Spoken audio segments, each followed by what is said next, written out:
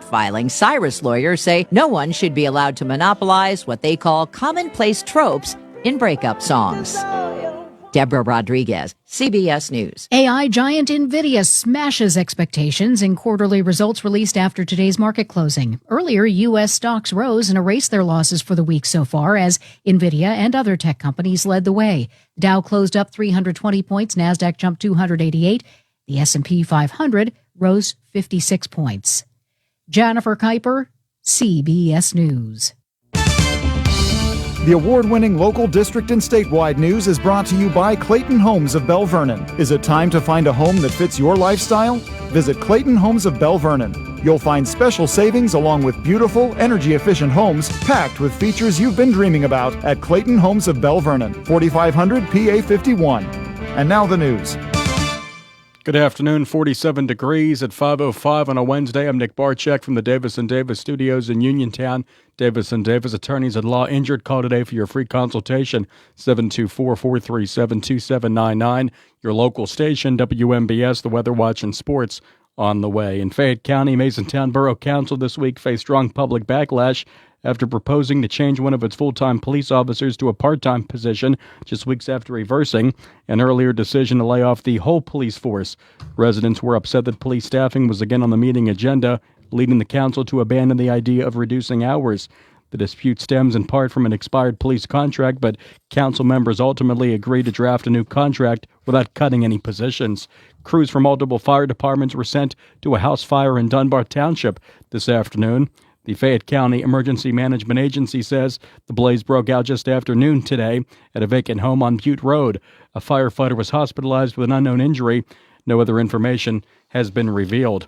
Momentum is growing for a push to ban cell phones in the Pennsylvania public school system. State Representatives Mandy Steele and Jill Cooper are among those pushing House Bill 1814 to restrict cell phones in classrooms around the state. It's a proposed bell-to-bell ban, meaning students would secure their cell phones in a lockbox or some kind of holder and not be granted access to it until the end of the school day. There would be exceptions for students who are first responders, students with individualized education programs, IEPs, and those who need a cell phone for medical monitoring of an immediate family member. Steele hosted a town hall event and a meeting this week in Allegheny County.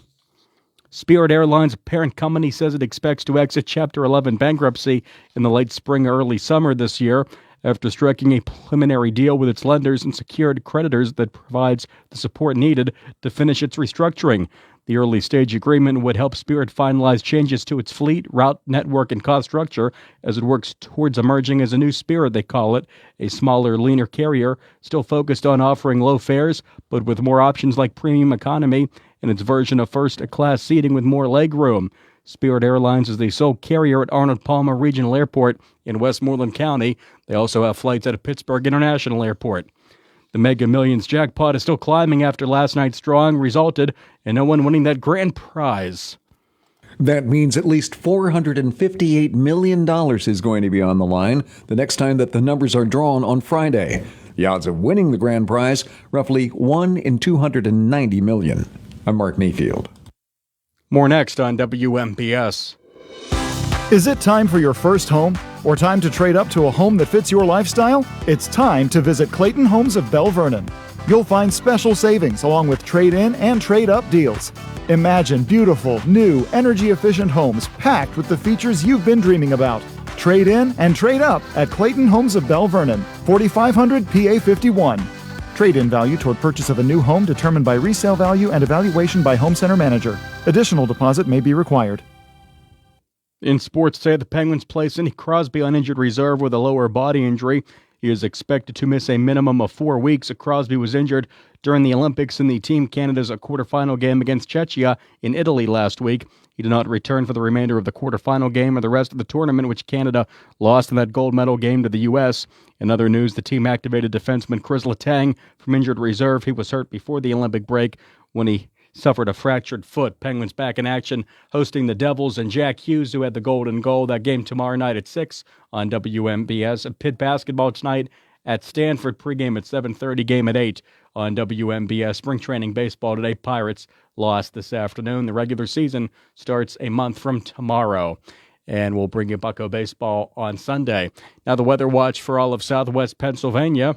Right now, we're looking at 47 degrees, overnight low at 27, up to 42 with sun Thursday, but a nice start to the weekend, 54 with sun Friday, and a spring-like 62 with sun Saturday, low down to 31, though, only up to 38 with a chance of flurries late Sunday, the 1st of March, otherwise sunny. Some light snow flurries expected Monday, 37, and rain likely Tuesday at 46 and an overnight low at 37. Right now, 47 degrees at 5:10 on a Wednesday. Good evening from the Davis & Davis studios in Uniontown at WMBS. I'm Nick Barczyk. And tonight we will have Jasmine Jones, the Olympian from Hempfield, tonight after we had Dan Barefoot, the Olympian from Johnstown, last week. Doug Saltzman racking up all the Olympic stars on the afternoon drive show that's on the way in the 7 o'clock hour tonight on WMBS. The Stock Report next from Jenny Montgomery Scott, then hour one of the afternoon drive show with Doug Saltzman on the way next on WMBS. Good evening. The local, district, and statewide news was brought to you by Clayton Homes of Bell Vernon. Is it time to find a home that fits your lifestyle? Visit Clayton Homes of Bell Vernon. You'll find special savings along with beautiful, energy-efficient homes packed with features you've been dreaming about at Clayton Homes of Bell Vernon, 4500 PA 51. Zen's Antiques and Home Decor, part of the Cinder Shack family of vendors, where you can find both antique and new furniture, collectibles, housewares, gift items, including jewelry and candles, and so much more. Follow Zen's Antiques and Home Decor on Facebook for new items and information on upcoming events. Zen's Antiques and Home Decor in Building 2 at 3391 National Pike in Farmington. Zen's Antiques and Home Decor. Good evening. This is Angie Danko of Janney Montgomery Scott here in Uniontown, bringing you today's closing stock market report. The Dow Jones Industrial Average was up 307.7 points, closing at 49,482. The Nasdaq Composite was up 288.4 points, closing at 23,152. And the S&P 500 Index was up 56.1 points, closing at 6,946.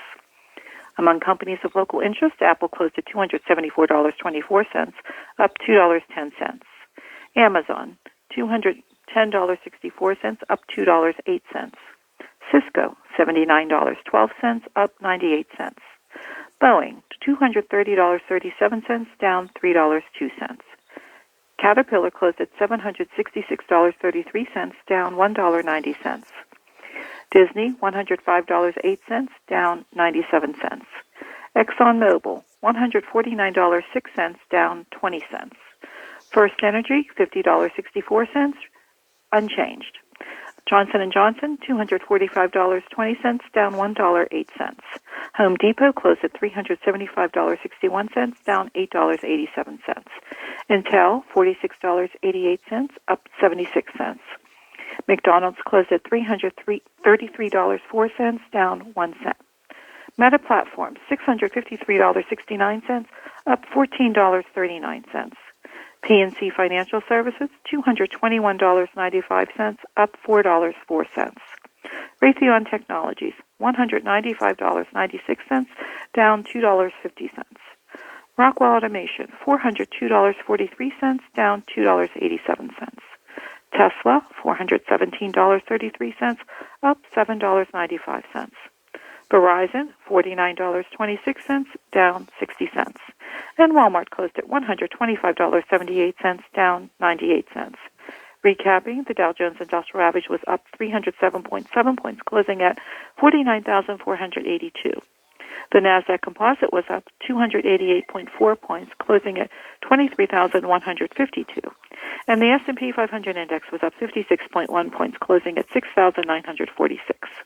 From the Uniontown office of Janney Montgomery Scott, LLC, member FINRA, NYSE, SIPC, where we serve all of your investment needs, this is Angie Danko. On the next edition of The Catholic Accent, we're sharing simple ways to make your Lenten journey more meaningful this season. The Diocesan Lenten Appeal is officially underway, inviting you to help keep our parishes vibrant and thriving, just as they have been for the past 75 years. And as the Diocese of Greensburg celebrates its 75th Diamond Anniversary, we'll show you how you can be part of the celebration. Watch The Catholic Accent Sunday morning at 11:30 on WPXI. Chris Parker Jr., what's going on at Autoland Hyundai? 0% financing is back. How about 0% for 60 months on 2026 all-wheel drive Hyundai Tucsons and Santa Fe? Or HMF bonus cash up to $4,000 on Santa Fe Hybrid. The only thing lower than 0% are the below zero temperatures we've had. You're right about that. With great Hyundai financing, over 100 new Hyundais in stock, and affordable vehicles like the 2026 Venue Crossover and award-winning Elantra, it's easy to get away during the Hyundai Getaway Sales Event. Any leasing deals? Lease a 26 Elantra SE for $199 per month, or 26 Kona SE Crossover for $219 a month. Just see us for details. Plus Hyundai Assurance, America's best warranty, 10-year, 100,000-mile powertrain protection, 5-year unlimited miles roadside assistance. Autoland Hyundai, 25 East Fayette Street, downtown Uniontown, or visit their website at AutolandHyundai.com. And remember, you'll always pay less to drive the best at Autoland Hyundai. You may have noticed a new internet company knocking at your door with claims like, "I'm not here to sell you anything," or "I wouldn't lie to you." The truth is, Armstrong has played an important role in your community for decades, and we're not going anywhere. That new internet provider will probably change their name, get bought out by another company, or fold completely. Armstrong, the internet you count on, the people you trust. Visit ArmstrongOneWire.com today, or anytime in the future. It's not just another sale, it is the February floor sample clearance at Chesler's Fine Furniture, located on Route 51 in Uniontown. There are no gimmicks involved, just great values on beautiful home fashions for every room in your house. You'll find items such as genuine Lazy Boy rocker recliners for just $429, solid oak 5-piece dinettes featuring Formica tops for $13.99. If you prefer all wood sets, they start at just $5.99. For the family room, sofas start at only $4.99 with love seats and chairs to match. Chaise sofas for relaxing comfort are priced at $6.29 and up. Chesler's has top grain leather sofas, love seats, chairs, and sectionals in stationary and reclining in stock from Lazy Boy, Best Home Furnishing, and Craftmaster. Entertainment centers are sale priced from $159. Those with an electric fireplace start at $3.99. Every piece of bedroom furniture, every piece of living room and dining room furniture, every piece of furniture at Chesler's will be on sale. Credit terms and delivery are available with 90 days same as cash. Looking to update your home? Koval Building Supply at 40 Monroe Avenue in Uniontown is more than your plumbing supply store. We specialize in kitchen and bathroom remodels that transform your space from outdated to outstanding. Our designers work with you to create the look you've always wanted, with custom cabinetry, countertops, and flooring options to fit your style and budget. Call Koval today at 724-437-8824 or visit kovalsupply.com to plan your dream kitchen or bath. Koval Building Supply, everything you need to make your house feel like home.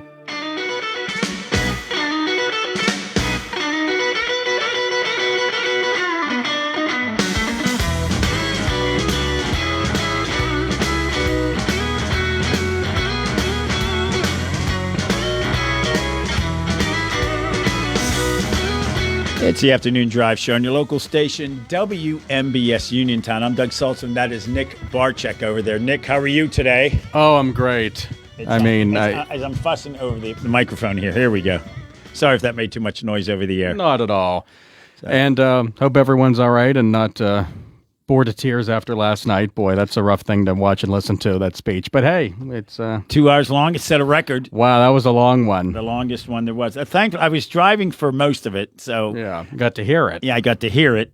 Although I did miss seeing the Olympians come up on. Come up there and that was pretty neat. And hang out in that, including Jack Hughes, who will be at PPG Paints Arena tomorrow night. Yeah, how about that? That'll be a cool Hopefully he's lucid. Unfortunately, that interview they did. Yeah. It was, we were talking about it yesterday. Mike Tirica, who did a great job. Yeah, he did. Considering he did the Super Bowl. Right. Yeah, you're doing okay if you're calling the Super Bowl and then you're the host of the Olympics. Yeah, I don't know how you top that. Yeah, that's not a bad week, bad couple weeks. But he was interviewing the hockey players after their gold win. And they were having fun in a bar. I think some guy was holding a phone. Yeah. And they were doing it FaceTime. Why not? And, they were happy guys. Absolutely. You win a gold medal, first for the U.S. in men's hockey in 46 years. That's right. Yeah, you can do. The one guy actually was drinking beer during the interview. Oh, of course.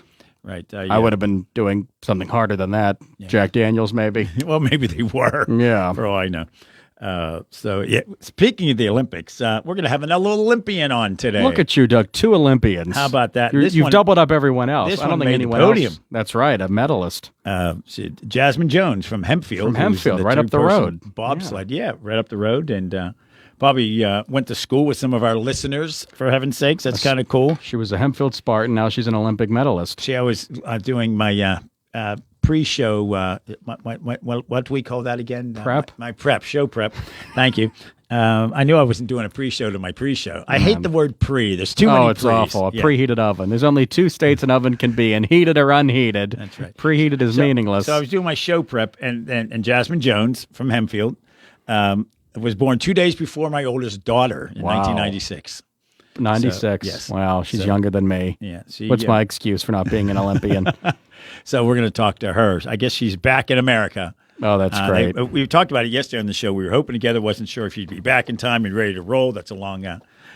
You're packing up in Italy and flying home. It's a long flight. Yeah, and I'm sure after you win a medal, your head's in a million places. Yeah, where do you go from there? That's that would be different. I guess the fellow we interviewed a week ago, Dan Barefoot, who came in the top 10 in skeleton, lives full time in Lake Placid. So literally, he does this constantly. Right. Not a bad thing. What do you do for a living? I ride a sled. That's a pretty good way to make a living. Already training for 2030, I'm sure. Yeah, he said he wants to do it again, and that'll be a question, of course, we should ask Jasmine Jones. Right. There's World Championships in 2028 they were talking about. So, there's always a big event in bobsled and luge. I would think skeleton. Yeah, I think we need one here. We need to install one. Joe Hardy, if you were still around, I think that would have been his next project. I can't believe in Nemacolin there isn't one. Doesn't have a There's a squash court, right? Wasn't that for Arlen Specter? Yeah, Arlen Specter, my old boss. We were taking a tour of the place one time. Joe Hardy was showing the senator around, and I was staffing it. It's not like Joe was giving me a tour. No. And he said, Arlen, we got everything you need here, everything we need. Nothing's missing. Specter said, yes, there is. There's no squash court. And I'm not sure if Joe Hardy knew what a squash court was. Probably a lot of people not. don't. And so what did Joe Hardy do? He put a squash court in. Wow, just for the senator. And it's the Arlen Specter Squash Court. Is it really? Nemacolin. Yes. Wow, the perks of being a senator. There's a plaque up there all about it. Oh, my God, that's funny. Yeah. So he was a big squasher. He didn't play golf. He was a squasher. Yeah, he Is skied, that what they call? Played tennis. I don't ever remember him golfing.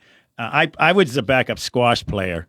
And I'm not very good at squash. No. And just hit the ball against the wall and run around. It's sort of like racquetball, if right? you think of that. But tougher. And so the squash person had some family emergency, couldn't make it, his partner. So I played, and he said, you need to find another backup. Because he was very good. Yeah. I've been thinking about that lately. There was Specter agreed to do a fundraiser for Sarah Ferguson. That Sarah Ferguson. The queen, or did she ever write? Not queen, but what was she? The princess, I princess, guess. yeah, was whatever. She the princess, yeah. Yeah. And she came to Pittsburgh, and they had this squash fundraiser for some local organization, and at the Duquesne Club in downtown Pittsburgh. Fancy. Oh, yeah. And Specter played her, and I'm watching. I've seen him play enough, and I played against him, and he's a good player, and he was taking it easy. Yeah. And afterwards, I'm like, I said, I think you took it easier on her Duchess, the Duchess, I think she was. And he said, I could have skunked her, but I couldn't skunk her. I couldn't beat her 11-0. No. That was, and she was mad. She lost to Specter. Specter was a lot older than her. Yeah, well. And now she's missing. So. Is that right? Well, not literally missing. Well, they said they don't know where she is. I guess after her ex-husband, who she lived with. Not like Nancy Guthrie missing. No. Yeah. God, that's an awful story. Yeah, and so she was not happy that she lost to Arlen Specter, a man. I would imagine not. No, but hey, what are you going to do? Yeah, the man was a squasher. Yeah, that's the right term. Squash, and his son, who's done incredibly well in all things related to law, has, as you might guess, in Philadelphia, a very large home, and he built a squash court onto it. Oh, of course he did. Right. So, boy, having money's a good thing. It's isn't not it? bad. Yeah, it's a good gig, I suppose. Yeah. We were at a party at his house, my then wife and I, when Specter set the record for the longest serving senator ever from Pennsylvania. Is that right? Yes. You still have that record, I would imagine? Yeah. He served 5 terms. And wow. Things were different early in the world of our republic. Senators weren't always elected by the public. They were elected by the General Assembly in a state. Mm-hmm. So it was hard to find some of the records, but we tracked it down, and we knew exactly when somebody else had served 4 terms but didn't finish a 5th term, and we figured out Spectre had the longest run. There you go. Maybe the greatest public servant Pennsylvania's ever had. Well, Ben Franklin maybe is up there. Yeah, I think you're telling that story because I mentioned it. I went to Arnold Specter's funeral, and afterwards there was a lot of media there, and I started talking to somebody, and all of a sudden there was this semicircle of cameras around me, interviewing me because they wanted to talk to anybody they could. And I said, I think it was the greatest public servant in Pennsylvania since Ben Franklin. Oh, wow. So I did say that. And afterwards, after I was done there, here comes another guy they wanted to talk to, Ed Rendell. Oh. And he said, what should I say to this crowd? And I said, well, I just told him this. So he said that. Yeah. And, of course, he got the attention for it. Of course. And on this show, I've kidded with him for stealing my line. Yeah. He's the best, Ed Rendell. Yeah, we haven't had him on in a while. He's great. Yeah, maybe we'll try to get him next week now that Absolutely. I'm sure he has a lot of thoughts about what's going on. In the world, that's for sure. Speaking of what's going on in the world, we will check in with presidential, again, we'll call him a historian too, but an expert on things, presidential rhetoric, Dr. Jerry Schuster from the University of Pittsburgh. We'll get his take, not just on last night's State of the Union, but State of the Unions as a whole. I think they've lost some of their luster to a degree because you can find out what the president's thinking every 10 minutes. He tweets it out, or Truth Socials it out. Yeah, and I don't know. Is he on Facebook? I guess not now. Who knows? But every single day, the press secretary goes out there. Yeah, and that's been going on for a while, but there's so much easy access to it now. But I would say last night's got a lot of attention. It was his first real State of the Union. He did give sort of a State of the Union address when he first got in. Right. But how can you give a State of the Union when you've only been in a month? So he's now been in a year. And, it went too long last night. It just goes on and on and on. Yes, and every guest he invited, he shouted out, and they were shouting at him, and half the people stood, mostly Republicans, and mostly the Democrats did not. They caught Elizabeth Warren clapping at something he said. I'm sure the left wing hated that. Yeah. Who knows? It's crazy. I've been to State of the Union addresses, and it is funny to see this side sit up, that side sit down. This one doesn't clap, that one's clapping. It's childish. Yeah. It's a letter. It's a little goofy. Who was it? John Marr said, "Get rid of it." That they Bill Maher, maybe? Bill Maher. Commentator? They shouldn't have the State of the Union anymore. There's nothing in the Constitution that says you have to do it. No. But then again, if they do it, you can choose to not watch or listen, but it's omnipresent if that's the president right term. is required by the Constitution to submit a State of the Union report. Right. But it could be in writing. Yeah, like a book report. George Washington used to do it in writing. I don't think he was ever on TV. I don't think he was, no. George Washington. I think he was on WMBS, though. He would give fireside chats. I think it was a joint interview when he was on. I think it was both Tim Schweer. Tim Schweer interviewed George Washington. And he was the co-interviewer at that one was Jim Morgan. That's right. I think they both. Jim Morgan got the exclusive with Thomas Jefferson. Now we love Jim. And I think you're not old, Jim. No, not that old. You're a veteran. That's the nice way of saying old. Veteran. Yeah, he's grizzled. Is he grizzled? Grizzled veteran. I guess so. Grizzled. I want to be grizzled. Someday. Chiseled. I wish I were chiseled. Chiseled. We always were chiseled. Yeah. Well, I don't really care whether you're chiseled or not. No. Yeah. You're a man. I don't care how you look. How about those bears, huh? In fact, I find all men unappealing and repugnant. Just because you think another man's good looking doesn't necessarily mean you're a homosexual. That's right. Doesn't help. That's right. We're quoting Seinfeld, folks. Yeah, that's right. What a shock that is. Not that there's anything wrong with that. Of course not. Of course not. Of course not. So Jerry, I can see, so neat and thin. People thinking, what are they talking about? Exactly. Every day it's something with you. Something I fell off the Seinfeld. toilet. Yeah. Yeah. Anyway. We're gonna get Dr.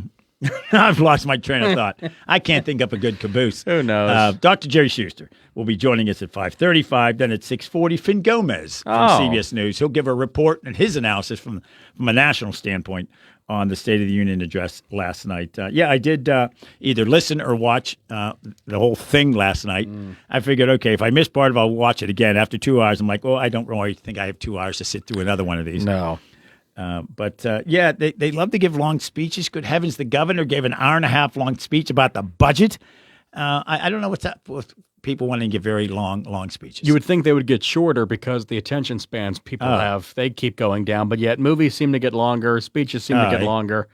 Yeah, the American attention span's amazing. It's either 3 hours or 2 seconds. If a movie's over an hour and a half, I really don't want to go to a theater to watch it. I can watch it at home. It's got to be really good. Yes. Oppenheimer, maybe. That was a great one that you had to see in the Irishman. theater. The Irishman, I think that's still going on.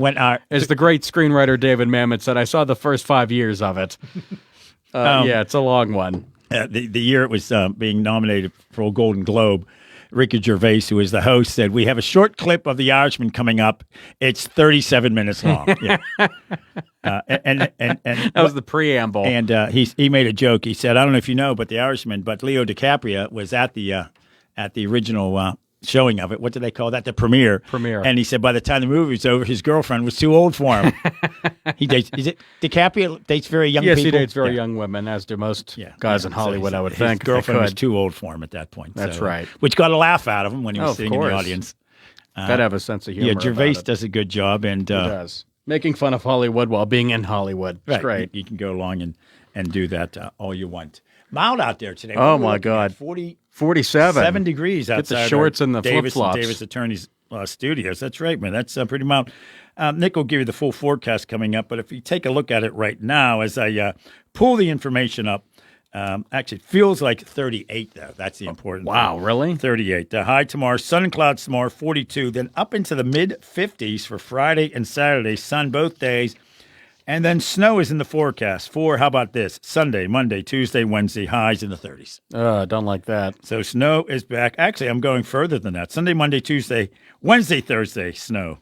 So, and then lightning, a high of in the 60s on Friday. Crazy weather. If you don't like the weather in southwest Pennsylvania, wait a few minutes. We used to say that when I went to college in Erie. It would constantly change up there. We're going to get that CBS News brief coming up here in less than 30 seconds. Then we'll talk State of the Union address, not specifically last night's, but just the impact that they have, how they've changed over the years. The president can talk to Congress without it being a State of the Union address. They talk to a joint session of Congress is what they call that one. But before we do all that, let's head to CBS in Manhattan to get the news brief at 5:31. I'm Doug. That's Nick. Stick around. CBS News Brief. Cuban soldiers of that island's north coast have killed 4 people aboard a speedboat registered in Florida. CBS's Olivia Rinaldi. The Cuban ministry says that the Cuban Coast Guard, which approached the boat, was then fired upon, and it hurt a Cuban commander who was on board. Former Harvard president and Clinton Treasury Secretary Larry Summers will cut ties with the school at the end of the academic year, one of which is his university professorship. CBS's Christopher Cruz. He's also resigned from a leadership position at the Kennedy School of Government. The resignations were announced after the school said it had been reviewing documents related to Epstein that were recently released by the Justice Department. President Trump's nominee for Surgeon General, Dr. Casey Means, a physician turned wellness influencer, tells senators she believes vaccines save lives, but would not, as Surgeon General, tell people they should get vaccinated. I'm not an individual's doctor, and every individual needs to talk to their doctor before putting a medication in their body. CBS News Brief, I'm Jennifer Kuiper. This is attorney Michael Mays of the Davis & Davis Law Firm. We have been helping injured people just like you recover millions of dollars for over 45 years. If you're hurt or injured, I want to meet you and make sure you get the money that you deserve. Call me at 724-437-2799 for your free consultation. The Davis & Davis Law Firm has been protecting our neighbors in Greene and Fayette counties for over 45 years. Go to davisanddavislaw.com or call 724-437-2799 for your free consultation. Hey, who's hiding the gold? Ah, I see. It's the Pennsylvania Lottery with their new Find the Leprechaun scratch-off game. You don't need a 4-leaf clover to win. Just a little scratch and a lot of luck. And you could uncover top prizes of $10,000. Now, through March 9th, just be the 6th caller to 724-438-4593 when you hear. Always have to be Lucky Charms. And you'll win 20 $2 Find the Leprechaun tickets. Benefits older Pennsylvanians every day. Must be 18 or older. Please play responsibly. Route 21 Furniture. Take the road to your perfect home. Sleep well tonight. Try out a new mattress from Route 21 Furniture with a large selection of mattresses, all sizes and comfort levels, with great prices, free local delivery and setup, and financing options. Route 21 Furniture. Open weekdays 9 to 5, Saturday 10 to 5, Sunday noon to 4. 724-737-2222 or Route21Furniture.com. Route 21 Furniture. Take the road to your perfect home. Well, much cooler temperatures are here, but you could still enjoy your deck or patio with retractable or fixed awnings from Lifetime Awnings. Made in the USA with manufacturer and customer guarantees, Lifetime Awnings products last. Lifetime Awnings is veteran-owned and operated with a 10% discount to all military veterans and their families. Call Lifetime Awnings 724-554-6067 for a no-cost or obligation home consultation. Or email John, the owner, at lifetimeawningsusa@gmail.com. Bad hair day? Bad day at the office? Bad day behind the wheel? Hey, stuff happens, even to the best of us. At least your car insurance rate doesn't have to take a hit. Get Erie Rate Lock from Erie Insurance. Gives you a great rate that stays put until you change a car, driver, or your address. Plus, seriously good service. Now that's something to smile about. Your Erie agent in Uniontown and Ross Traver Township is Sproul's Insurance Group, 724-437-9812, or go to sproulsinsurance.com. Erie Rate Lock does not guarantee continued insurance coverage and is not available in all states. CareerLink is your one-stop resource for employment and training-related services. Visit CareerLink and you'll have access to many programs and agencies for assistance with economic, educational, and job-related needs. For more information on all the programs available to you, contact CareerLink at 724-434-JOBS. That's 724-434-JOBS.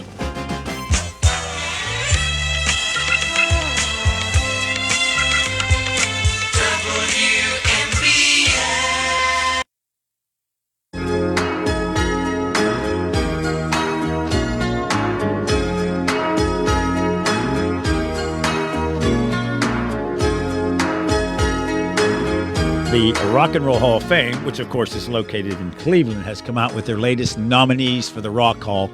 Not all rock and rollers. That went away quite some time ago. That was Phil Collins you were just listening to. Nick and I were just saying we were surprised that he's not in the Hall of Fame, but we're guessing Genesis is in the Hall. Yes, he's in with Genesis. He's in with Genesis, so now he's been nominated on his own. But all the liners, if you like, the liners, I'm sure the listeners know what that is. There'll be a Rock and Roll Hall of Fame nominees tonight. There we go. So there you go. That was announced today. The music coming out of the break of what we call liners. I don't know why. It has nothing to do with it. Hey. It's liners? A fun, cool term. Liner. I guess so.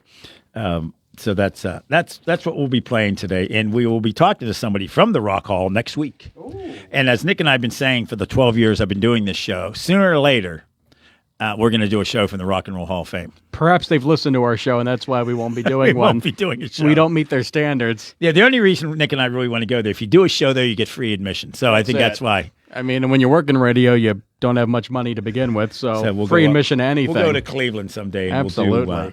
We'll do the show from up there. Well, if you had 2 hours last night available, you could have watched. Actually, it's more like 3 hours if you do the pregame shows, the postgame analysis, the whole thing of the State of the Union address. Long speeches seem to be a thing. Even our own governor, the last 2 years, has given an hour-and-a-half long budget speech. A short speech is. I've always said this. No politician has ever given a speech and someone said, boy, that was a good speech. I just wish it were longer. Exactly. No one's ever said that in the history of speeches. Same with a sermon at church, I think it's a homily or a sermon, exactly. Yeah, no one's ever said that to it. Joining us right now on the WVU Medicine Uniontown Hospital Talk Line, who better to talk to about States of the Union, is that what it is, States of the Union addresses, than the professor of presidential rhetoric at the University of Pittsburgh, hail to Pitt, Dr. Jerry Schuster. Dr. Schuster, thank you very much for joining us. It was a long one last night, but again, beyond talking about last night's, we want to talk about just the idea of these States of the Union. How have you been, by the way? Oh, good. I was just resting, and then because I watched that speech and the post-game speech, and yeah, I don't know why politicians feel the need to talk a long time. No, I don't either. And it's across the board. I mean, Trump is legendary at it. My gosh, he was giving such long speeches at his own campaign rallies. People were leaving. Right. Yeah, you give a 2.5-hour speech and you're standing in a hall somewhere like, hey, I'm going home. But yeah, if I did that in a classroom, you know what? I'd be talking to empty seats. Yeah. Well, or people slumped over in them, I suppose. Yeah. Right. I was a English and communications major. Don't be offended, at Penn State, not Pitt. But our one of our professors gave that line that no one's ever given a speech and had someone say, "I wish it had been longer." That's just that's never been said. That is a good line, though. Yeah. I don't quite understand why that's a thing. And well, if you think about it, what long speeches have a tendency to do with people who have limited listening skills, and with social media today, that's precisely what the deficiency is. People just do not want to take the time to listen. They want to be focused on the visual. Right. We've talked about that several times on a variety of different. In fact, Nick just said earlier about people don't have an attention span like they used to. We've talked about that about the late night talk shows. People don't have to stay up till midnight and watch an hour-long show because they want to see Alicia Keys sing. They can just watch it the next day. My daughters aren't going to stay up to see that. They're going to watch it the next day on their phone, as opposed to whoever else the guests are on the late-night talk show. But, yeah, I think that you're absolutely true. I think the days of TikTok and these short little videos, I had an intern earlier this year or last year who said that she can't get her little sister to watch a whole movie because she's so used to watching little snippets of things. But the States of the Union is actually giving a speech before Congress is not required by the Constitution, is it? Yes and no. There are people that argue about that. It's expected, let's put it that way, and there's enough. There's no specific line that says a president must present. What the president is required to do is to give a report, an annual report to the nation on the state of the nation. But no one ever said that he has to deliver it to Congress. He just has to make sure that they have copies of the report that gives precisely the information that they require to know to see what he plans to do, what the status is currently, and what he feels has caused the issues that are most prevalent at any given time. Yeah. So much of the States of the Union, especially with the current president, are the show of it, too. I mean, States of the Union back in the day would not have brought Olympians in, or they would not have given presidential well, that's pretty much what it was last night. It was almost exclusively a show for every aspect of the program that the president was attempting to discuss, describe, or suggest in terms of, what the causes and the impact of same. I hate to make that long and arduous, but he had some person or some group that was specifically focused and affected by that particular aspect of which he had reference to. So we've all seen the president choose people, but it's usually done at the beginning of the speech and seldom during the course of the main body of the speech has the president in the past, any president, taken the time and effort to go through another litany of people who seem to, reflect what it is the president's talking about or having been impacted as a result of. Yeah, that wasn't always the case. I think, based on my memory of these speeches, really Ronald Reagan was one of the first to bring somebody to the event to point out in the gallery. Right. And very unusual to have somebody actually come down onto the floor of the House, as they did last night, or people back at the back door, entering the door and surprising, hey, your uncle's back. It was almost like a Broadway, surprise Broadway entree, where and it's not that the people weren't deserving of the public relations and the focus of the audience for what it is they have suffered or what they've achieved, but rather it was taking away from what the president was supposed to be focused on for the general audience and specifically Congress and the nation. Do you think that's in part? I mean, obviously Donald Trump loves that sort of grand stage, but do you think it's also? I mean, it really started on a larger scale. It started with President Reagan, then Bush the elder, but Bill Clinton really seemed to embrace the idea of having people there. They were always up in the gallery. Do you think that's because of the era of social media, that you have to do something extra to get people to pay attention? Well, social media, yes, and television in particular. TV has really been primarily responsible for that, because in the past, it would be impressive only to the physically present audience, and that would be Congress and special guests and appointed officials, not to anyone else. They would have to read about it in in printed media for the most part. But with today's focus by television, so it's as it happens, and then social media, it just sort of demands it, but not to the extent that it was last night. Yeah, and again, it's been characterized as a Broadway show where instead of talking about specifics of a particular program, he used limited specifics and then used the focus of somebody impacted by whatever it was.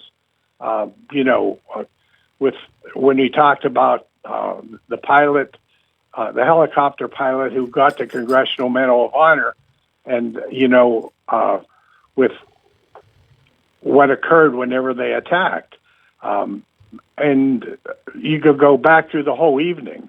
And the Congressional Medal of Honor, as someone said today, for the pilot, the 100-year-old pilot, that is, if he were deserving of the Congressional Medal of Honor, it was deserved a long, long time ago. So lots of presidents were impacted on that one. Right, and it's interesting too. You think back to who was the first one to really perfect the use of media, and it worked like a charm for him. Franklin Delano Roosevelt, of course. Heck, he was using radio when he was governor of New York, when he was talking about. And he then said, "These are the ideas we have to help New York." And the current administration, talking about the Republican, of course, Hoover in the White House, doesn't understand that. He even went against the opposition. They were superior at eliciting emotional appeal from the audience, and they knew how to do it. So when Roosevelt was, as you said, initiated the process, but it was followed up and reinforced, and then changed and fine-tuned by people like Reagan, by John Kennedy, or Jack Kennedy, and now today, last night was just overdone. That's all. Yeah, and long. Yeah, it's that is the one needlessly long. Yeah, I don't understand. As someone said, he did it so well that he was able to go that entire hour and 48 minutes without once mentioning the files that were released, and his name never discussed. Right. Yeah. It's and you can do that when it's your speech. And what I was surprised too. Members on the right side of the aisle, or the left side, I guess, if you look at it, the Democrats who were yelling up at him, he never once responded to that. And I'm sure. Yeah, he did when he took on Congressman Omar, Congresswoman. Did I miss that? So he directly responded to something she said. Yeah, Yep. Oh, okay. Not so much what he said, but her actions and her behavior. He made a number of comments about that at a given time. About that side of the aisle, right? Yeah. So it's it's very interesting. We had some. I received an email here at radiosaltzman@gmail.com saying, "Why isn't there a member of the Senate? Why isn't a senator sitting behind him at these events?" And of course, that's just technically there is. The vice president is the president of the Senate, so that's why say the majority leader doesn't sit behind the president. Correct. Correct. Yeah, it's always been the case. It's the Speaker of the House and the highest-ranking member of the Senate, which is the Vice President. Right? The Vice President. Right, exactly. And in Pennsylvania, the highest-ranking member of the Senate does not sit behind the governor. It's the Lieutenant Governor who is the President of the State Senate, and that's how it works in Pennsylvania. Correct. As well. But yeah, the one thing that has caught my attention were these long speeches. I've sat through a lot of the governors giving their budget presentations over the years. They were short, half-hour speeches, 35-minute speeches. Now, the governor giving an hour-and-a-half speech about the budget, very little about the budget, and mostly about other things. So, yeah, it's interesting to see how it's an opportunity for them to do and say the kinds of things they'd love to have said under other circumstances, but now they have the floor and they have the attention of everybody who ever wanted or needs to watch the president. So it's the unique opportunity, and probably only once a year do they get this, unless it's something as serious as a declaration of war or, something else. along that on that level. But that's when we watch it with great intensity, at least for a while. Yeah. But that's the other thing that they forget. The longer the speech, the shorter the attention span is of the audience. And don't think for a moment that some of those people in the audience didn't want to leave earlier than they did, even if for no other reason, as someone said, for a bathroom break. Well, yeah. Cut us a break. Yeah, once in a while, when they would stand and applaud, you'd see people leaving because they could get out without being noticed, especially both sides of the aisle were standing. We're talking with Dr. Jerry Schuster. Yeah, there were a lot of empty seats once you see them sit back down. Right, yeah, exactly. It's all theater, of course, and both sides of the aisle have perfected over the years. The one thing that's gone away, there used to be, and we would air them here on WMBS, the weekly radio address by a president. That's a thing of the past. Yeah, it sure is. I don't know who the last president to do that was. Maybe Clinton. I don't think Obama ever did any because social media kicked in. You didn't have to do that, but there was always a weekly radio address that would go a few minutes, and then there'd be a response from the other side of the aisle. I think what took over there was or has been the press conferences that they have on key issues, and that allows, especially a president like Trump, where they spend limited time focusing on a specific issue, and then they go off on tangents and have an opportunity to talk about the things they want to talk about or the people they want to talk about. So that sort of takes away the need for the. I know that in your case, you would like to have them do a radio program. Wouldn't be bad. Puts us on now. Yeah, and the idea, of course, the current president, based on the research I've seen here, that said by mid-March 2025, Trump had already held 18 press gaggles, as they call them, or conferences. And he's held 433. I like the term. Yeah, gaggle. 433 open press events in his first year. So anytime he can talk to the media, he doesn't hesitate. He does it not almost. Every time he's on Air Force One, he'll go back to the press part of the train. And you think of the old press trains. Back to the press part of Air Force One and talk to the media. He never passes up a chance to do that. So, right. Well, you can see him. You can visualize him opening the door to their section, and he has one arm on one side, and then he'll start. He'll choose some of the people he really likes, and then other people. And how about you, Piggy? Yeah. It's interesting to see how this has all changed over the years. Nobody, and it goes through a lot of things. Nick and I have talked about it here, our producer, Nick Barczyk, about award shows just don't get the attention anymore because you can see your favorite celebrity now nonstop. Social media, People magazine, and they make themselves very available.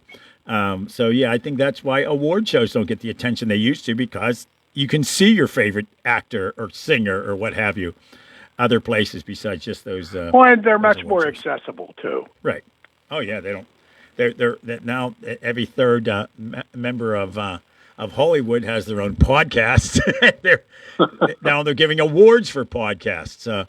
Yes. So I think Amy Poehler won the best podcast award in the last. What was the? I lose track of all the award shows. I forget which one she won that through. Which one? The Emmys. Okay, the Emmys. She won that one. So yeah. I'm sorry, Golden Globes. Nick thinks something over there. I don't know, something.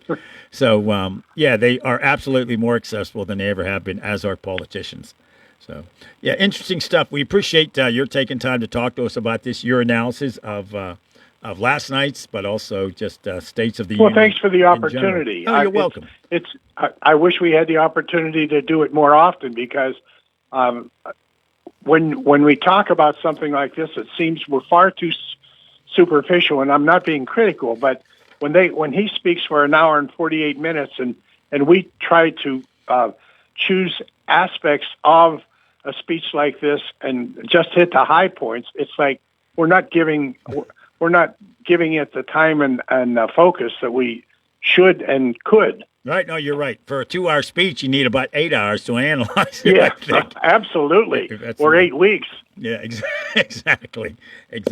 Dr. Schuster, as always, thanks so much. We appreciate your joining us today. Thank you for allowing me to be your guest. Oh, you're welcome. Have a good one, sir. Hail the pit. Jerry Schuster, presidential rhetoric professor at the University of Pittsburgh. Good to have him on. We're going to take a break. We're going to wrap up hour number one. Open talk at 6:15. You know why we have that, Nick? Why is that, Doug? We had a guest cancel. Oh, transparency. That's why people love this show. Exactly. I think they love this show. Maybe nobody does. So what do you think? Here's the topic. What is this one of the big topics in Pittsburgh these days? What's that? Should Sid Crosby have played in the Olympics? He's now out for a month. Absolutely. On a He cheap should hit. play. I think it's due. But what do you think, folks? Give us a call after the news, national and local news. You'll be first up on the WVU Medicine Uniontown Hospital talk line, 724-438-4593. We'll also give you a tease, as we say it in the biz, what we're doing during the rest of the 6 o'clock hour and the 7 o'clock hour in your local station, WMBS Uniontown. Stick around. Businesses come in all shapes and sizes. Integrity doesn't. For more than a century, the Better Business Bureau has set the standards for how businesses should operate honestly and ethically. So when you're looking for a business you can trust, check to see who's BBB accredited and who isn't. Always choose the better business. Look for the BBB seal because it's looking out for you. That's why it's the sign of a better business. And find a better business anytime at bbb.org. Hi, everybody. This is Matt Sapienza, WMBS's Morning Man, here to remind you of the letters for this week's Name It and Claim It scrambled word game. We have 8 letters in this week's puzzle. 8. And here they are. Listen up, listen close, listen carefully. L as in late. E as in electric. Y as in youthful. A as in atone. T as in ticket. Q as in quit. I as in inside, and U as in upside. Those letters make up one word. You must use all the letters in your answer. No proper names, please. You want to get in on this contest? Well, I'm sure you do. So here's what you got to do to enter. Just send in your answer along with your name, address, and phone number to Name It and Claim It, WMBS Radio, 44 South Mount Vernon Avenue, Uniontown, Pennsylvania, 15401. Or if you really feel like it, you can drop your answer off personally here at the WMBS Broadcast House at that very same address. Either way, make sure your cards get in by no later than this Thursday afternoon, February 26th. Our prize this week is a set of 4 tickets to see the Pirates take on the Baltimore Orioles on April 5th at PNC Park. Of course, 1:35 p.m. is the time of the first pitch. Tickets to the ball game, why not? Enter as many times as you like. No purchase is necessary, because it's all from us, your local station, WMBS Uniontown. Act now and act fast. These Pirates tickets go by quick, and who knows, you could be the winner of this week's Name It and Claim It scrambled word game. Did you know that you have a choice for your physical therapy provider? NovaCare Rehabilitation offers same-day appointments, and oftentimes you don't need a prescription from your doctor to see us. We will make sure that you are treated as an individual and will work directly one-on-one with you to help achieve your goals. You have tried the rest, now try the best. NovaCare, Delaware Avenue in Uniontown. Phone 724-437-0556 to schedule your appointment today.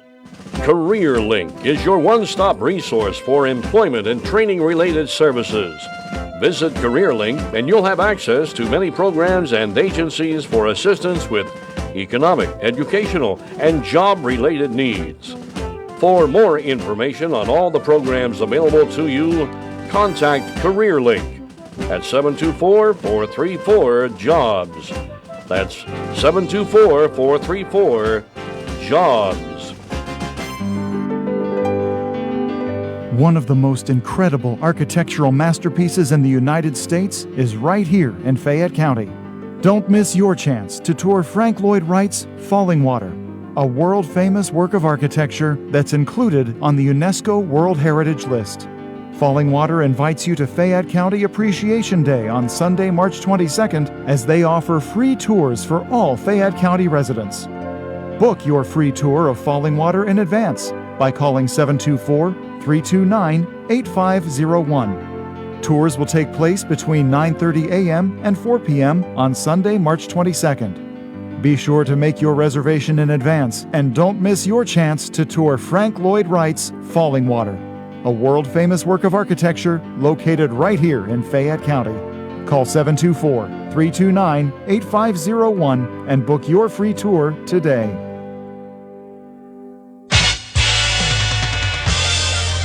WMBS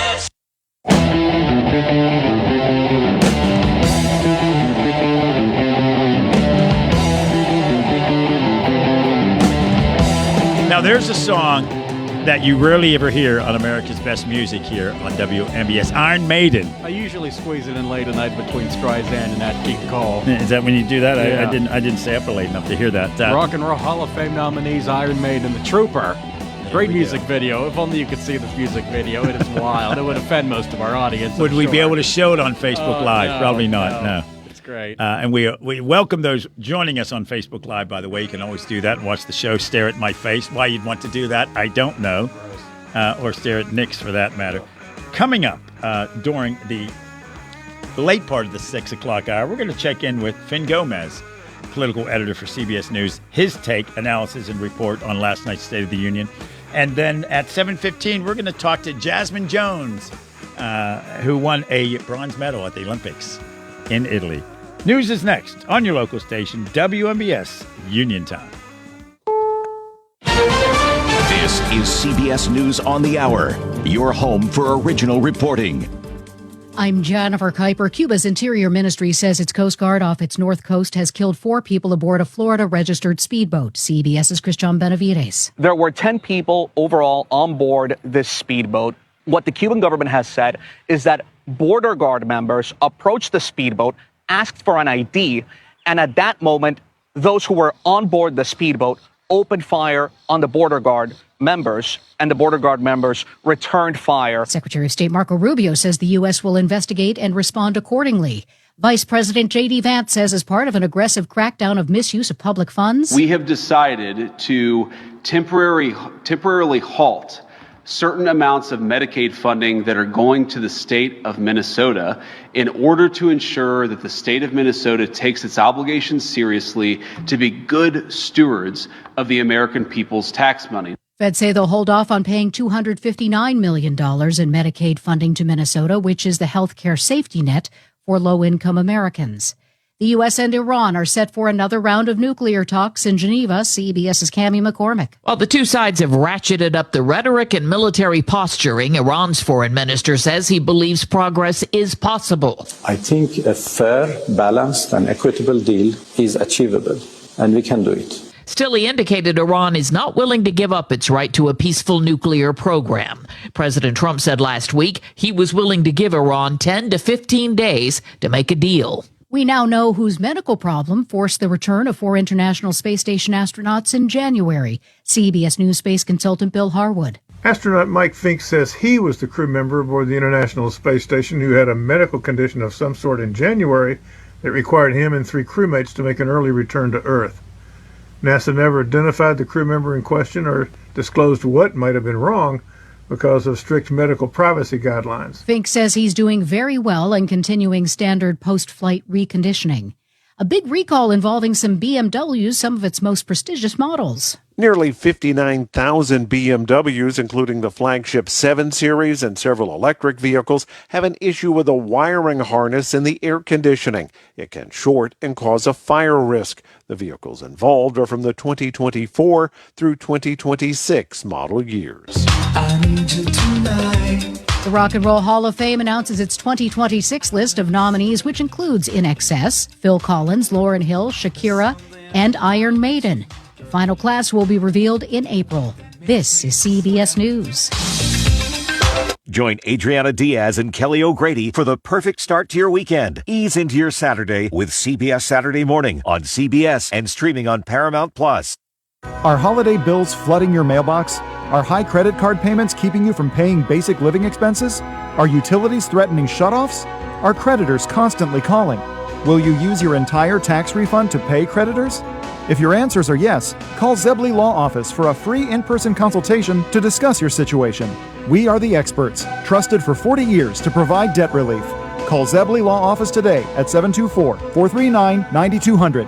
At Zebley Law Office, we're here to help. Wow, your dog looks beautiful. We went to Mutt's on Market Street, the dog grooming salon in downtown Brownsville. Samantha has over 10 years dog grooming experience. They work with any dog, any breed, any size. Didn't it cost a fortune? No, the prices are great. They offer a full line of grooming and other services. Mutt's on Market Street, now in the new location, 15 Bridge Boulevard in Brownsville at the old Dukeman's Beer Distributor. Same great service for dogs and cats at the same great prices. Mutt's on Market Street, now in the old Dukeman's in Brownsville. For more information, visit Mutt's on Market Street on Facebook.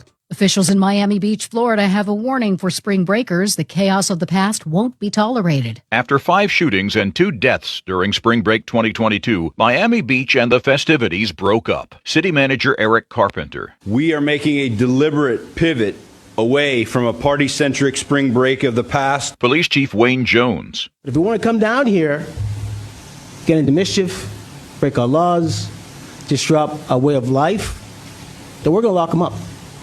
We're going to take them to jail, and we're going to ruin their spring break. Chief Jones is putting more officers on the street in March, tracking violent offenders, stolen vehicles, and firearms. Christopher Cruz, CBS News. Samsung unveils its latest Galaxy smartphones, which boast an even bigger toolbox of AI tech, and introduce a new privacy shield that blocks Snoopy bystanders from sneaking a peek at your display screen. The upgrades on the Galaxy S26 lineup hit stores March 11th. Jennifer Kuiper, CBS News.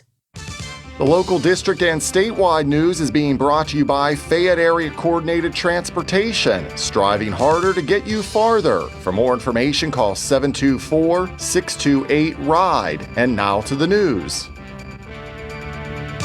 Good evening. 45 degrees. Feels like we're in the 30s, though, so still not that warm yet, but warming up this weekend, 6:05. On a Wednesday, I'm Nick Barczyk from the Davis & Davis studios in Uniontown. Davis & Davis attorneys at law voted Fayette County's best law firm 2025, your local station. WMBS, the Weather Watch and sports on the way. Momentum is growing for a push to ban cell phones in Pennsylvania's public schools. State Representatives Mandy Steele and Jill Cooper are among those opposing House Bill 1814 to restrict cell phones in classrooms. It's a proposed bell-to-bell ban, meaning students would secure their cell phones in a lockbox or some kind of holder and not be granted access to it until the end of the school day. There would be exceptions for students who are first responders, students with IEPs, individualized education programs, and those who need cell phones for medical monitoring of an immediate family member. Steele hosted that town hall this week in Allegheny County. Masontown Borough Council in Fayette County this week faced strong public backlash after proposing to change one of its full-time police officers to a part-time position, just weeks after reversing an earlier decision to lay off the entire police force.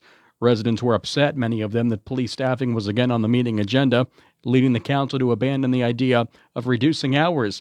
The dispute stems in part from an expired police contract, but council members ultimately agreed to draft a new contract without cutting any positions.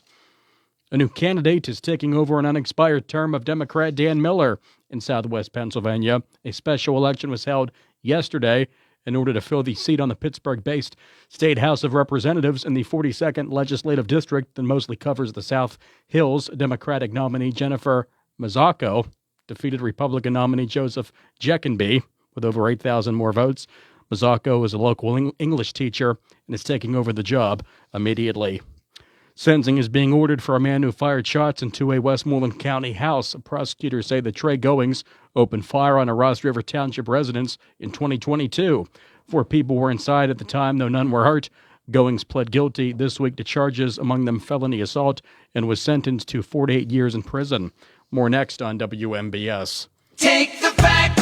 Need to get to work? Run errands? See a doctor? Fact connects Fayette County. Ride our convenient routes through Uniontown, Connellsville, Brownsville, even to Pittsburgh. Seniors 65 and older ride free on fixed routes. People with disabilities get big savings, and Medicaid recipients can ride to medical appointments at no cost through our shared ride and paratransit services. Find out if you qualify today. Call 724-628-RIDE or visit factbus.com. Fact, your ride, your independence. 3 Southwest Pennsylvania area amusement parks are starting to hire their annual workforce. Kennywood, Idlewild, and Soakzone and Sandcastle Water Park are all looking to bring in hundreds of people at their job fairs for the spring and summer. Between the 3 parks, there are 2,500 jobs to fill. Attendees will have the opportunity to meet current employees, learn more about available positions, apply, and interview on the spot. Idlewild and Ligonier and Soakzone. That job fair is this Saturday the 28th, with Kennywood in West Mifflin and Sandcastle in Homestead holding a dual fair March 7th, next Saturday. A new study shows eating lots of oatmeal for a short period reduces bad cholesterol. The study out of the University of Bonn in Germany had 32 people at risk of diabetes eat oatmeal on a low-calorie diet 3 times a day for 2 days. There was another control group as well on a calorie-reduced diet that did not include oats. The study found the group that ate the oatmeal resulted in a 10% reduction in bad cholesterol. Those results held for 6 weeks. I'm Michael Kastner.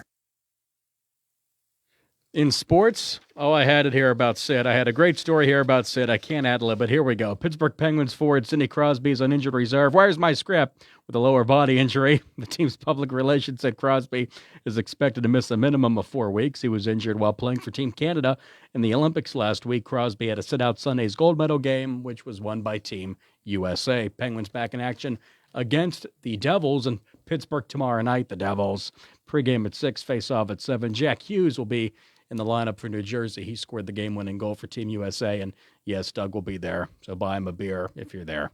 And also tonight we have Pitt basketball taking on Stanford out in Stanford, 7:30 pregame game at 8 on WMBS Baseball today. Pirates lost their spring training game. They will not have a perfect Grapefruit League season, and they will be playing basically every day this month and into March, and we'll have Bucko Baseball for you next week on WMBS. Regular season gets underway a month from tomorrow.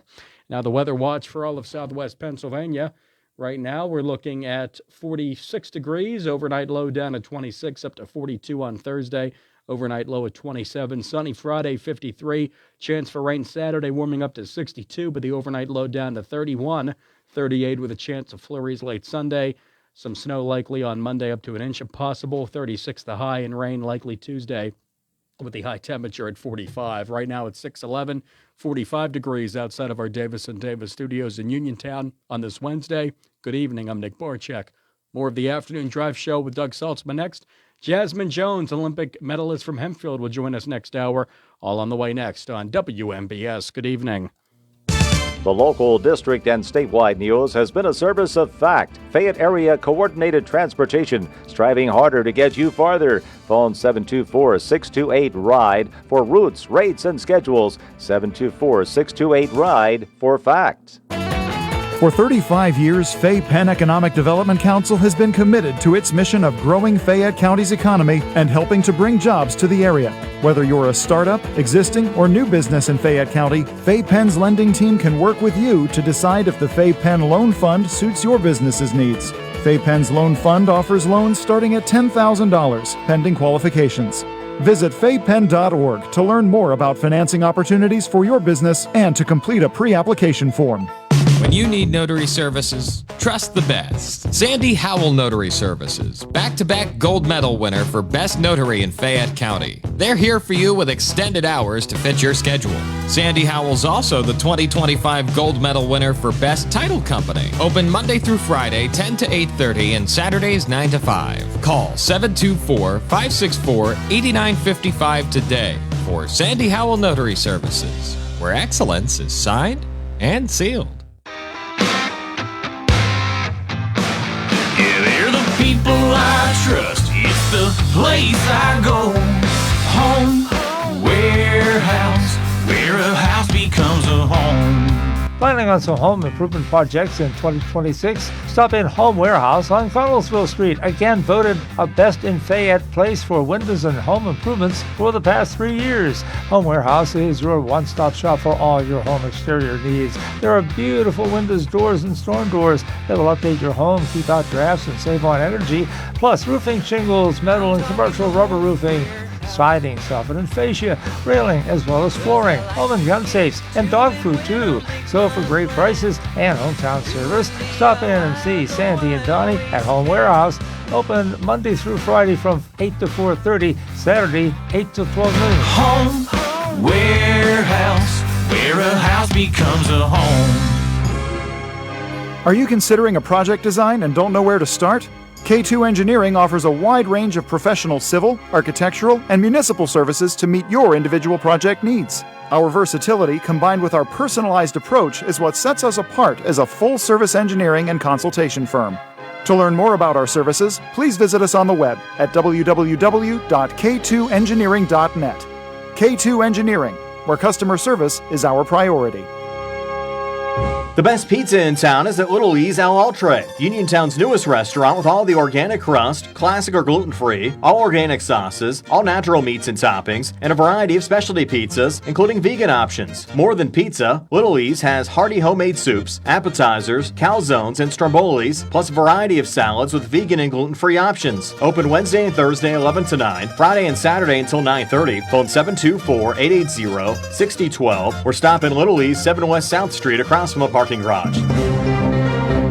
This is a Radio PA news update. The Woodland Hills Schools community is mourning the loss of a student who died in an accidental shooting this week. Leaders with the district released a statement on the passing of 17-year-old Nadrea Marshall yesterday. Additional counselors are being made available to students and staff members through the rest of the week. Allegheny County Police say 20-year-old Rayona Hextall accidentally shot and killed Marshall early Monday morning when a gun she was handling went off. Some Pittsburgh area residents are sheltering at resorts in Puerto Vallarta, Mexico, as violent unrest impacts the area. Bob and Veronica Haberkost of Richland say they have been at a property operated by Sheridan since Valentine's Day and are scheduled to fly home on Friday. Mexican authorities have said cartel members lashed out after members of the military killed Cartel Jalisco New Generation leader Nemesio Ceguera Cervantes, known as El Mencho, while they tried to arrest him on Sunday. Some Pittsburgh natives were at an all-inclusive spa for a sales event, and they have not left the property since arriving on Saturday. In other news, William Penn High School will be torn down.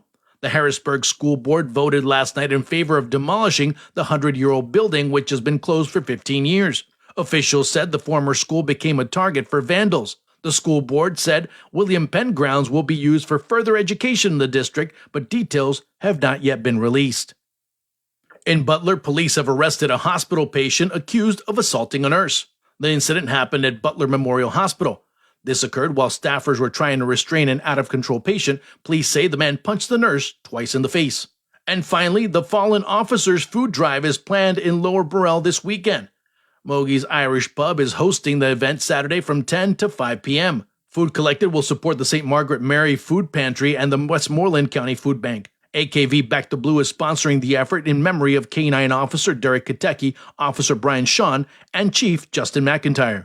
I'm Juan Arango, and you're up to date with Radio PA. Tune in to WMBS Saturday mornings at 8:20 for Your Financial Future with Gary Boatman, certified financial planner, investment advisory representative, syndicated columnist, and author, as he addresses such income issues as planning for retirement, future health care expenses, avoiding financial pitfalls, and much more. That's Your Financial Future with Gary Boatman, Saturday mornings at 8:20 right here on WMBS, where Gary Boatman welcomes your calls at 724-243-3075. That's 724-243-3075.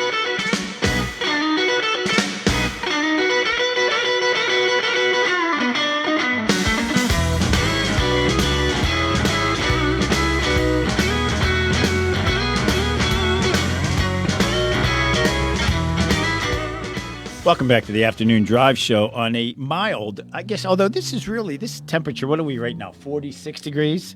Yeah. Let's see here. I think that's seasonal. Seasonal? Let's find out. I'll let you know here in a moment as I do some research here. I'm sure you were listening to Matt this morning when he gave the average temperature for the day, which we do every morning. They do.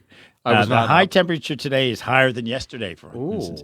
47 degrees. Yesterday's high was 35 degrees. Wow. But yeah, I'm trying to figure out here what, let's see here. In the last 24 hours, we've had about 1.5 inches of snow here in this area. I'm trying to find that stat here on my phone. It says the average daily temperature. You think I could find that quickly? I find it all the time when I don't really have anybody to tell. Right, when you're not live on the radio. Yeah, exactly. Now it's of no importance at all. Now that I want to find it, now that we're trying to fill valuable airwave time. And why? You would never hear this on another radio show. Why do we have open talk right now? I guess canceled. Wow. And if you're wondering why we threw that Radio PA update in. Exactly. Another reason we're trying to canceled. fill time. Yeah, it's because he has to get on a flight which is leaving early. Oh. Well, since when do flights leave early? Yeah, really? Yeah, when does that happen? Come on, get on last. Sit out there in the waiting area so you can do the... It must be one of those... Take a later flight. That's right. It must be one of those really good, reliable airlines, not one of those small, crashy ones, as they said on Family Guy once. You taking a flight? Is it on one of those small, crashy airlines? Oh, that's nice. Oh, please. I'm just kidding. It's the safest mode of transportation, everyone. By far. By far. Nothing- The people afraid of flying, I'm not trying to make fun of you, but you're ridiculous. I mean, it's a phobia, something like that. But yeah, more people die every year driving to and from airports. I try to tell people that. It's Are not you even afraid close. to be on the interstate? I I'm work- way more afraid on a 6-lane highway than I am in the plane. I worked with a guy who worked in D.C. For the Senate and was going home for Thanksgiving for going to Chicago, his home in Chicago for Thanksgiving, and drove. I said, that is a long drive for Thanksgiving Where did he weekend. drive again from where to where? Chicago. Washington, D.C. to Chicago. Oh, he wouldn't get on a plane. Wouldn't get on a plane. He refused. Yeah, Well, he just- John Madden, he would never Yeah. get on a plane. You know who was very scared of flying when he first started playing hockey, and they would let him up into the cockpit area because it made him feel better?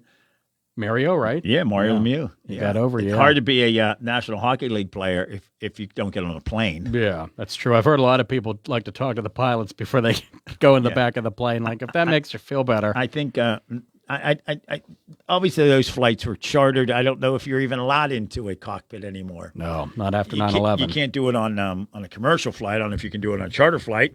I remember sitting. I shouldn't say I remember. Apparently, according to my parents, I sat on the co-pilot's lap on a flight to Florida one time when I was a kid because they would let little kids come up into the cockpit. Those were the days. Like the 60s and 70s. apparently, my mother said, "Honey, don't touch anything when you're up there." Yeah, what's that big red button? No! That's right.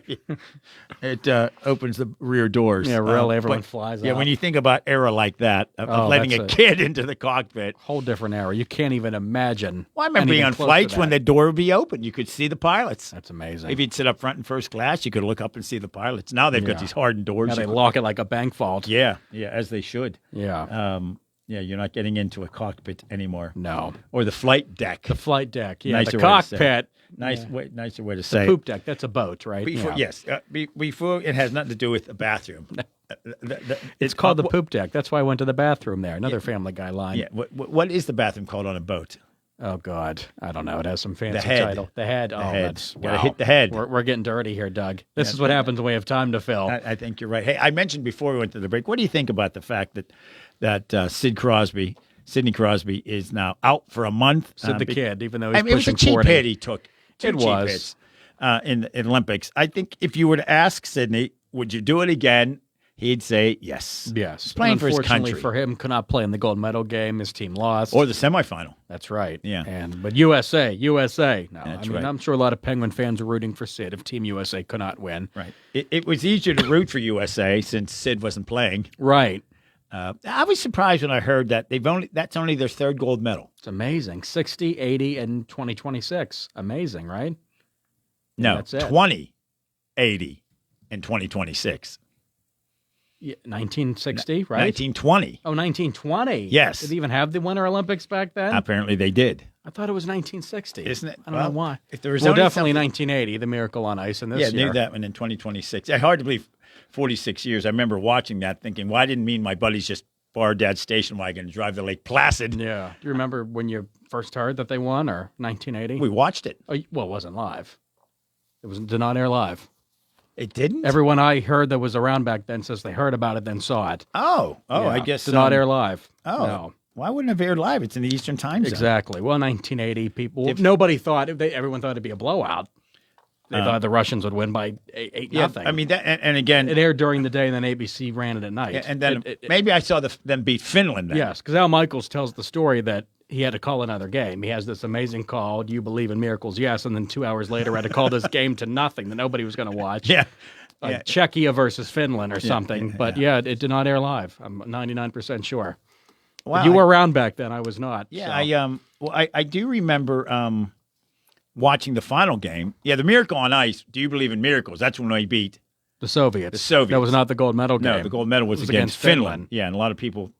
It's funny how people forget. And thank God they beat Finland in that gold medal game. Okay. Because the Miracle on Ice would not have been as big. It would have been big, no. but yeah, they were saying, well, there'll be another movie this year about that. No, I don't Right. think so. They're not No. quite the same. It's a bunch of college kids beating Russian soldiers. I know Mike Tirico asked Mike Sullivan, who do you want to play you in the movie?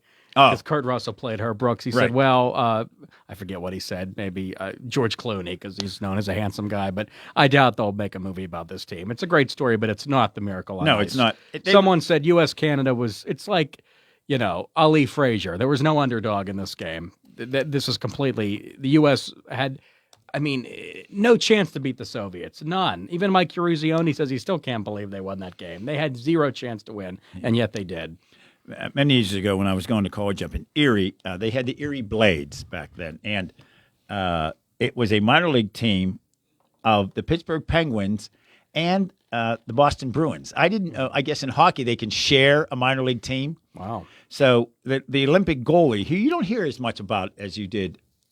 Now that I've said that, I hope he's still with us. The Olympic goalie from 1980, Jim Craig. Yes. I was going to say Ken Dryden. He was Jim calling Craig, the game. Jim Craig was drafted by his hometown team, the Boston Bruins, and he got hurt. And then he had a rehab stint, as they say, in Erie. So here I am, as a college kid, and watching these games. And after the game, I'm back in the snack bar area where the players would walk through the snack bar area off the ice to get into the locker room. And after the game, there's Jim Craig. And I'm sitting there chatting with Jim Craig. I'm like, hey, and it was only a few years after they won that. But yeah, you don't hear about it. I hate to say this. Is Jim Craig still with us? Is that I didn't see as part of any of the coverage. And I think the captain of that team doesn't play hockey. Never played hockey again, right? Didn't he retire that year?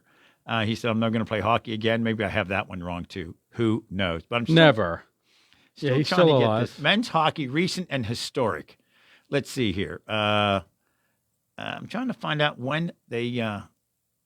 Obviously, they won in 1980, but I thought the previous time that the American team won a gold medal in hockey, men's hockey, was in 1920. Maybe I have that totally wrong. I don't know why. That's going back a ways. I'm trying to find that here. But exciting radio, right? Looking online. Oh, here it's great. Reading on the radio, we'll researching on the radio. We'll let you do that one, Nick, to find out that information. By the way, I'm Doug Saltzman, host of the Afternoon Drive Show. Nick Barczyk with us here. Coming up in just a few moments, we're going to check in with CBS News and our friend Finn Gomez, political editor for the network. We're going to talk to him about his take last night, sort of a national view. He was at the State of the Union. We'll get his take on it. And then at 7:15, as we've teased many times, we're going to talk to an Olympic bronze medal winner, Jasmine Jones from Hempfield Township. Went to high school at Hempfield. Nick, you're still looking it up. When did the first Winter Olympic Games ever, Doug, were 1924. So I don't think they won a gold in 1920. No, I guess they did not. I'm pretty sure it's 1960, which of course Why can't we find everyone this? That year was wrapped Give up us in a call Gomez-Orowski. on the WVU It's Medicine 60. Uniontown Hospital talk line. When have the men won gold medal in Olympic hockey? 724-438-4593, 724-438-4593. If you have that answer, why we can't find it online here, I don't know. But it's a little hard to do this as we're trying to also do a radio show at the same time.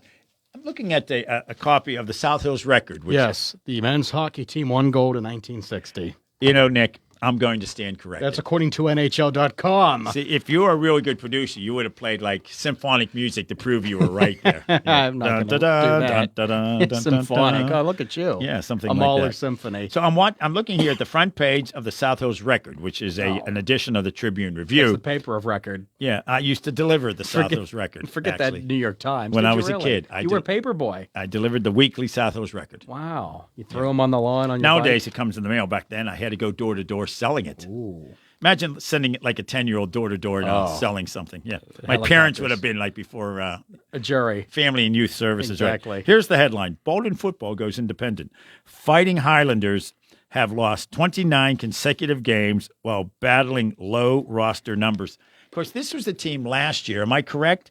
That their athletic director contacted future teams ever going to play and asked them to please play their second stringers? Yes. It's been a rough time for Baldwin. You mentioned they've lost almost 30 games in a row. That's brutal. Of course, That's that not happened. fun. That happened right here in Uniontown. They went 4 years without a win at one point. So that's 40 games, right? That's How many right, games do I you play a guess. year? 10? 8 to 10? And they're back in the Whippeal now. Yeah, along back with, in the Whippeal. Abbott Gallen and Connellsville, Brownsville. Yeah, all three of them went independent. In fact, the one year Uniontown played Carrick twice. They did. Yeah. So this is probably not a surprise when your athletic director goes as far as to say, could you please play your second stringers? Yeah, it's rough. Because they really struggled. So this is by Paul Schofield, a writer for the Tribune Review. Citing a focus on student safety and development, the Baldwin-Whitehall School District announced Wednesday that its high school football program will compete as an independent for the next 2 seasons. The Fighting Highlanders will join Butler as the only WPIAL football programs to be independent for the next 2 cycles. Our responsibility is to make decisions that prioritize student safety and sustainable development. Baldwin Superintendent Randall Lutz said in the statement, "We are very excited about the large freshman class entering our program." So yeah, that's the key, and you need the youth programs too. My kids went to St. Elizabeth grade school until 8th grade. Then they went to TJ High School, which is well known for its football program. They're a behemoth. Yeah, and sure pack. And as a result, there's a lot of youth football programs. Right, that's how you get them started. Yeah, exactly, because they go to the games, they wear the uniforms till Friday Night Football, and say, "I want to play for TJ someday." And to get good at anything like football, you got to start young. Right, and I think that's what happens sometimes in schools. If young kids see their high school players lose 29 straight games, they're not going to have much interest in playing at a younger age. So maybe this will help Baldwin. My mother went to Baldwin. I won't tell you what class she was in because that would have given her age. I'm not allowed to mention that.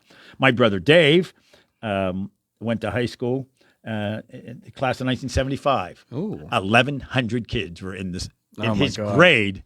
It was the longest graduation I ever sat through. I would say that's longer than the State of the Union. I've been through 2 Pitt and 1 Duquesne University graduations. They weren't that long. How about Pitt's graduations at Acrisure this year? Yes, Do they have more students than normal? It's usually at the Pete. Yeah, it was at the Pete last year, and 2 weeks out, the University of Pittsburgh announced that they didn't have. They realized there were so many people graduating who had graduated years earlier, but they were coming back because they couldn't graduate during the pandemic. Right. And they suddenly said you can only have so many people at graduation, 3 or 4. So people were flying from all over the world for their kids' graduation. Sure. They made flight plans months earlier. They have students from literally dozens of different countries. Wow. So it didn't make too many people very happy. So this year they decided they're going to move it to PPG Paints Arena. I heard Acrisure. And then they still didn't have enough room. Sorry. Now it's in Acrisure. Yes, it is, yes. So my daughter will be graduating May 3rd, so it's rain or shine. I was going to say, hope it doesn't rain. And you're not allowed to take umbrellas in. No. So They'll yeah, still be tearing down stuff for the NFL draft at that point. we could be sitting there in a driving rain watching my daughter graduate. There's always 2 graduations. There's always one for the college they're in. So she's in the College of Health Sciences. And assuming she doesn't fail out, she might. I think she'll be okay. A lot of pressure on her. But yeah, no, we'll be at Acrisure Stadium for graduation. That's amazing. So I think they could have as many people as you want. What's it seat? 68,000? Oh yeah. 68. 68. So yeah, I think we might be 150 yards away from the stage. One year we were the top row at the Pete for my one daughter's graduation. Oh my gosh. But we waved and yelled. Of course. Said her She name. heard you. She felt your presence. Exactly. And she got up. Her biggest fear was she was going to trip and fall as she walked across the stage to get her diploma. Wow. But in fact, that did not happen. You don't live that down. Yeah. So back to the original talk we were saying. I think, Sydney, absolutely, there's nothing wrong with NHL players playing in the Olympics. And I think this year's game was so amazing that it's in stone. They've got to keep going to the Olympics. Yes. I mean, the original idea was amateurism, but we're past that. And the best players you want to see out there. And I have a friend who thinks they should do it in the off season and be in the Summer Olympics. That would just be strange. Hockey in the Summer Olympics. Yeah, basketball in the summer really doesn't make sense, but they don't want to interrupt the NBA season like they interrupt the NHL season, since basketball and hockey are both winter sports, so they both have their finals in June. Right. So, and really, this is the highlight of the hockey season. I can't imagine the Stanley Cup playoffs will get the buzz that this has. Oh, it could not. Olympics. Yeah, how could it possibly? But it's great. I mean, sadly there was one of the Stanley Cup games last year. The final, best of 7 was beaten in the ratings by a cooking show. Is that true? Yes. Well, it's not now great. it's amazing. 95% of the tickets are sold. Yes, they have an incredible. They just don't have huge arenas like football does. No, hockey has a lot of fans. They're just in the arena. They're not casual. Football has the most casual fans. Hockey the least, along with baseball. And they're more regional sports. They don't have the national appeal. And the national ratings for hockey is just not good. So awful. And last year the teams in the final were Florida and Edmonton. The Edmonton rating doesn't count for Nielsen, and Florida's Florida. It's just not a hockey. And that's a long long flight between games. That's a very long flight. Edmonton to Florida. That's very long. Yeah, it's hours and hours, 5 hours. I think too. What hurts them too is you're playing hockey in June, and people don't think hockey in June. No, people are outside doing stuff. It's baseball season. It's hot. No, it's just going to be a very quick schedule coming up because they condensed the schedule. Penguins have 17 games in March. Yeah, that's a lot. That's a lot hockey. of games for hockey, but they condensed it because they took those 2 weeks off for the Olympics. Right. We're going to take a break now. When we come back, we're going to get national perspective on last night's State of the Union address. The biggest story of the land is what the president had to say last night. But first, this is the Afternoon Drive Show on WMBS. Go to Ford of Uniontown and trade me in. It's Dominic Carbone with Jessica Caringla with your 7-time President Award-winning Ford of Uniontown. Truck Month is on the horizon, and we're kicking this thing off with a bang. Running all the way to the end of March, and we're talking massive savings. How massive? Well, I'm glad you asked. Take up to $8,000 off select F-150s or $6,000 off with interest rates at 2.9 for 60 months, 3.9 for 72, and only 4.9 for 84 months. And that's not all. We got deals on Super Duties, Mavericks, and Rangers. Just stop, click, or call for details. Here at Ford of Uniontown, our commitment is to make sure you have the best experience, not only buying a vehicle, but getting it serviced as well. That's why we offer online maintenance appointments and free pickup and delivery. Your truck knows, shouldn't you? That's Ford of Uniontown on the hill across from Applebee. 724-425-5980 or FordofUniontown.com. Price excludes taxes and transfer fees, must finance with Ford Credit, and not all buyers will qualify. There's only one best lunch spot in Uniontown. Titlo Tavern and Grill on West Main Street, serving 8-ounce Reubens, foot-long cheesesteaks and subs, half-pound handmade burgers, plus pizza, calzones, strombolis, pepperoni rolls, and fresh salads like Greek, antipasto, salmon, steak, and chicken. Open Tuesday through Thursday, 11 to 9, Friday till 10, Saturday 2 to 10. Dinner and happy hour specials nightly, and private parties are welcome. Call 724-437-6749. Titlo Tavern and Grill. CareerLink is your one-stop resource for employment and training-related services. Visit CareerLink and you'll have access to many programs and agencies for assistance with economic, educational, and job-related needs. For more information on all the programs available to you, contact CareerLink at 724-434-JOBS. That's 724-434-JOBS. Are delinquent credit cards, medical bills, and personal loans stressing you out? Are you unable to catch up? Are the debt collection calls just too much? If yes, then call Zebley Law at 724-439-9200. Zebley Law provides free in-person consultations. Then, using our decades of experience, we recommend a plan for relief. Before hiring a debt relief company or an out-of-town bankruptcy firm, call the local law firm serving Fayette, Washington, and Greene counties since 2001. Call Zebley Law at 724-439-9200. Tune in to WMBS Saturday mornings at 8:20 for Your Financial Future with Gary Boatman, certified financial planner, investment advisory representative, syndicated columnist, and author, as he addresses such income issues as planning for retirement, future health care expenses, avoiding financial pitfalls, and much more. That's Your Financial Future with Gary Boatman, Saturday mornings at 8:20 right here on WMBS, where Gary Boatman welcomes your calls at 724-243-3075. That's 724-243-3075. Returning Saturday, March 7th to WMBS 590 AM and FM 101.1, and every Saturday, March through October, it's Garden Talk Radio. Saturdays from 6 to 7 a.m. It's the Garden with Joy and Holly radio show, topic-focused, guests from across the country, and answering your garden questions. Submit your questions now to gardentalkradio@gmail.com or call 24/7 to 1-800-927-SHOW. That's every Saturday morning from 6 to 7 a.m. March through October. Catch the replay Monday evenings from 6 to 7 p.m.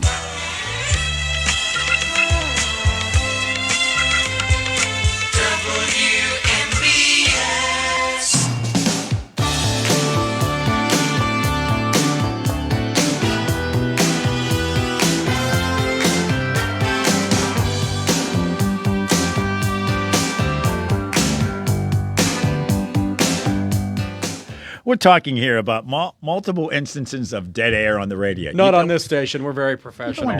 Another station that I'm on occasionally actually has an alarm that goes off if there's nothing going out over the air for 7 seconds. Wow. Like Someone it goes croaks in the studio. Throughout the building and has that happen. The board up died, but that's not important. We have dead air. There are some great stories of goofy things happening.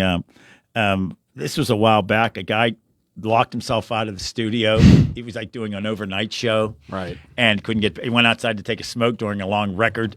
They call them records, and couldn't get. He had to break a window to get back into the studio to continue his his show. Yeah, no, not that. So Finn Gomez joining us here in a few moments, and then we'll talk to Jasmine Jones. That'll be fun. She won a bobsled bronze medal in the 2-person bobsled competition in Italy. She's back now in the U.S. Standard questions: how do you get into bobsledding? What makes that decision? We don't have any. But the closest thing we have around here to a bobsled track is that summer thing they have at Seven Springs. What's that called? The slide, that thing they have. I forget what it's called exactly. Not quite the same and not quite as quick as an 80-mile-per-hour bobsled heading down the track. So all that coming up as we go to 7:30 tonight. Pitt is playing at Stanford tonight. That pregame show here on WMBS will start at 7:30. And then the tip-off is at 8 o'clock. Penguins are back in action tomorrow night. They're taking on the New Jersey Devils. I'll be at the game, going to the game tomorrow night. And, of course, Jack Hughes will be there. He scored the winning goal for USA over Canada in the gold medal game.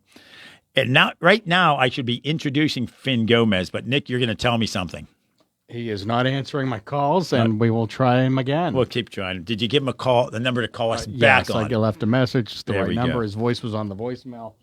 Inside baseball, you don't get this on other stations. This is why we keep not winning awards like that illustrious Edward R. Murrow Award year after. Yeah, I think we're the only people around who haven't actually won an award on this station. Of course, you have to submit to win the award. We've never done that because we're humble people here. No, we should do that at some point so we can find out that we lost. Joining us right now on the WVU Medicine Uniontown Hospital Talk Line from CBS News, the political guru among gurus, Finn Gomez. Finn, I think that it's finally over, the State of the Union address from last night. It set a record, 2 hours long.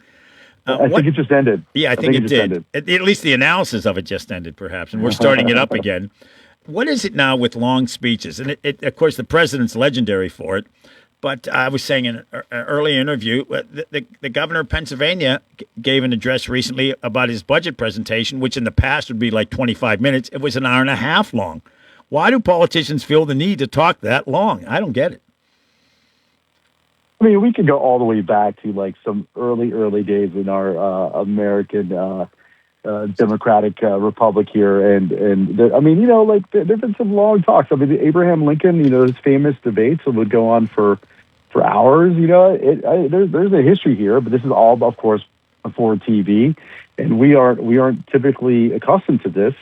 But I will say, for someone who's covered over 90 Trump rallies approximately in my career, you're going right to heaven. You know, whether, regardless of whether you agree with what's being said, you're a reporter, but to sit through that many of any politician, good for you. Yeah, that's not bad.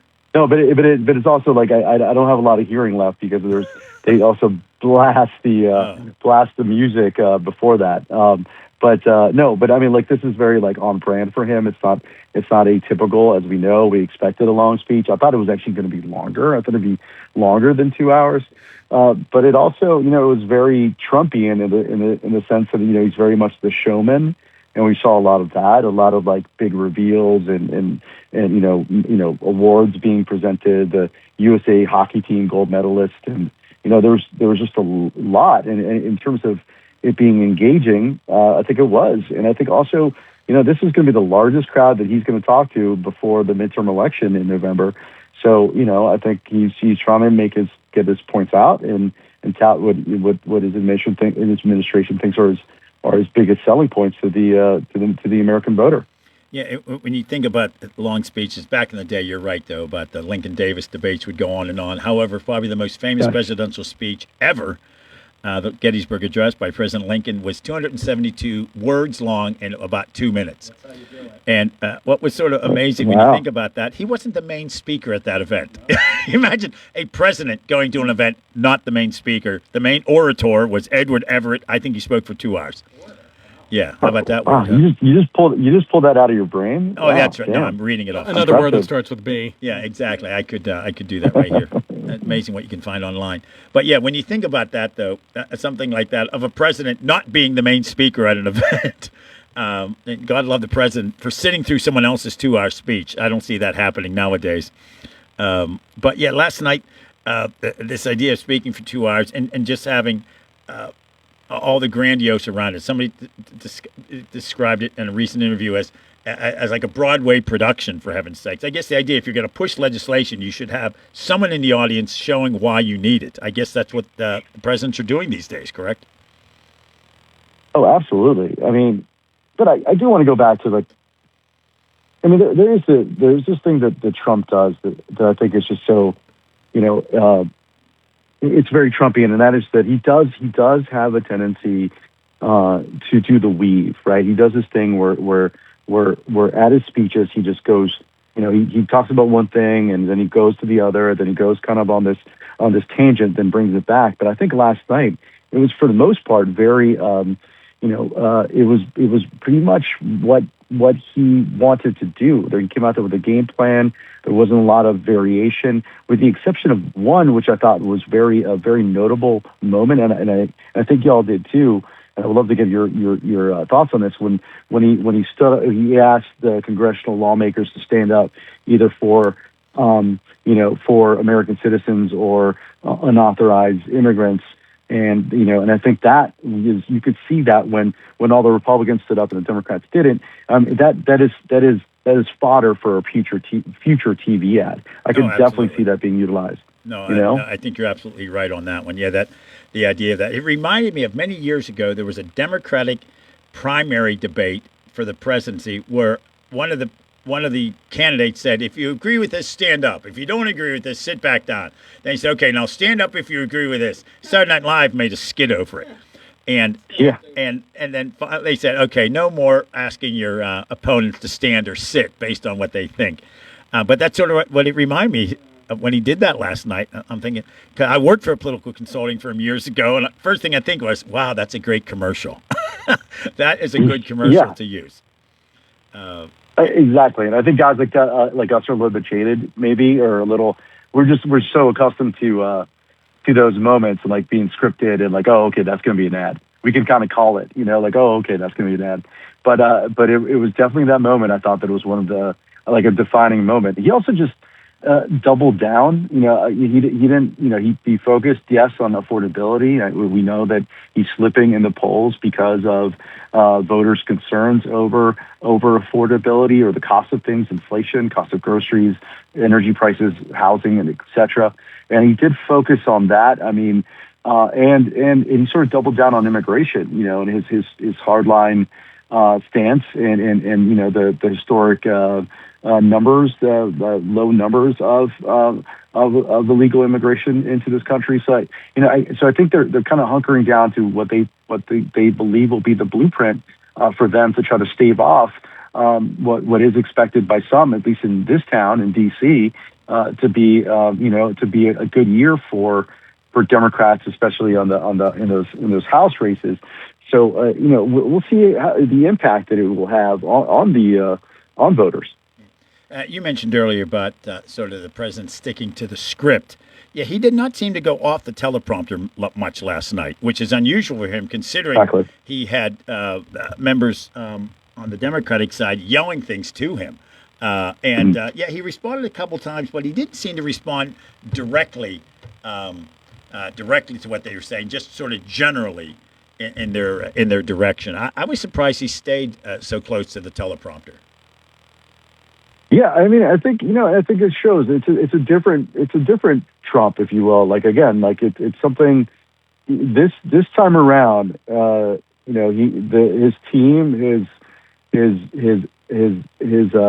policy rollouts, everything. It's a lot more uniform and disciplined than especially the first go around. I covered that all 4 years at the White House, and I remember there just being sort of a Game of Thrones mentality. There's a lot of these factions within the White House. There's a little bit of that, but not nearly where it was, in Trump 1.0. So I think that just overall, you are seeing a more disciplined President Trump. But again, it's right now, the Republicans and some of his advisors that I spoke to, they really believe that his economic message will be what will help Republicans in November. They feel that, the tax reliefs, the tax rebates, no tax on tips, all those tax-related components of the One Big Beautiful Act that was passed by Republicans last year will start having an effect on people's wallets, especially with tax returns in a couple of months. And I think that they're really basing it on that. I think even Trump going to Texas this week, he's going there later. I think it's going to be an emphasis to show that the gas prices are low. Something that was a big concern early in the pandemic and into the Biden administration. But will it be enough? I think some of the polling that we've seen, including our new polling, shows that most Americans believe the president's too focused abroad and not focused enough on domestic issues that matter most to Americans right now. Yeah, and that was a criticism that President George H.W. Bush, the elder, took as during his one term in office, is that he was overly focused on the international scene. And one of the more bizarre, changes of opinion from a public opinion standpoint, that he had approval ratings pushing 90% 1 year before election and then end up getting 37% of the vote on election day against Bill Clinton. Absolute change. Change the subjects for a moment if you have another minute or two. Sure. Hakeem Jeffries, of course, the Democratic leader in the House from New York, beforehand said, let's not play any games during this one. Let's not bring attention to us. Remember the previous address to Congress by the president, Democrats are holding up signs. Republicans have been criticized for screaming at Joe Biden. And it happened last night, but it didn't seem to happen with as much as it did before. Do you think Hakeem Jeffries was successful in convincing his colleagues, don't bring attention onto us, that's not going to help?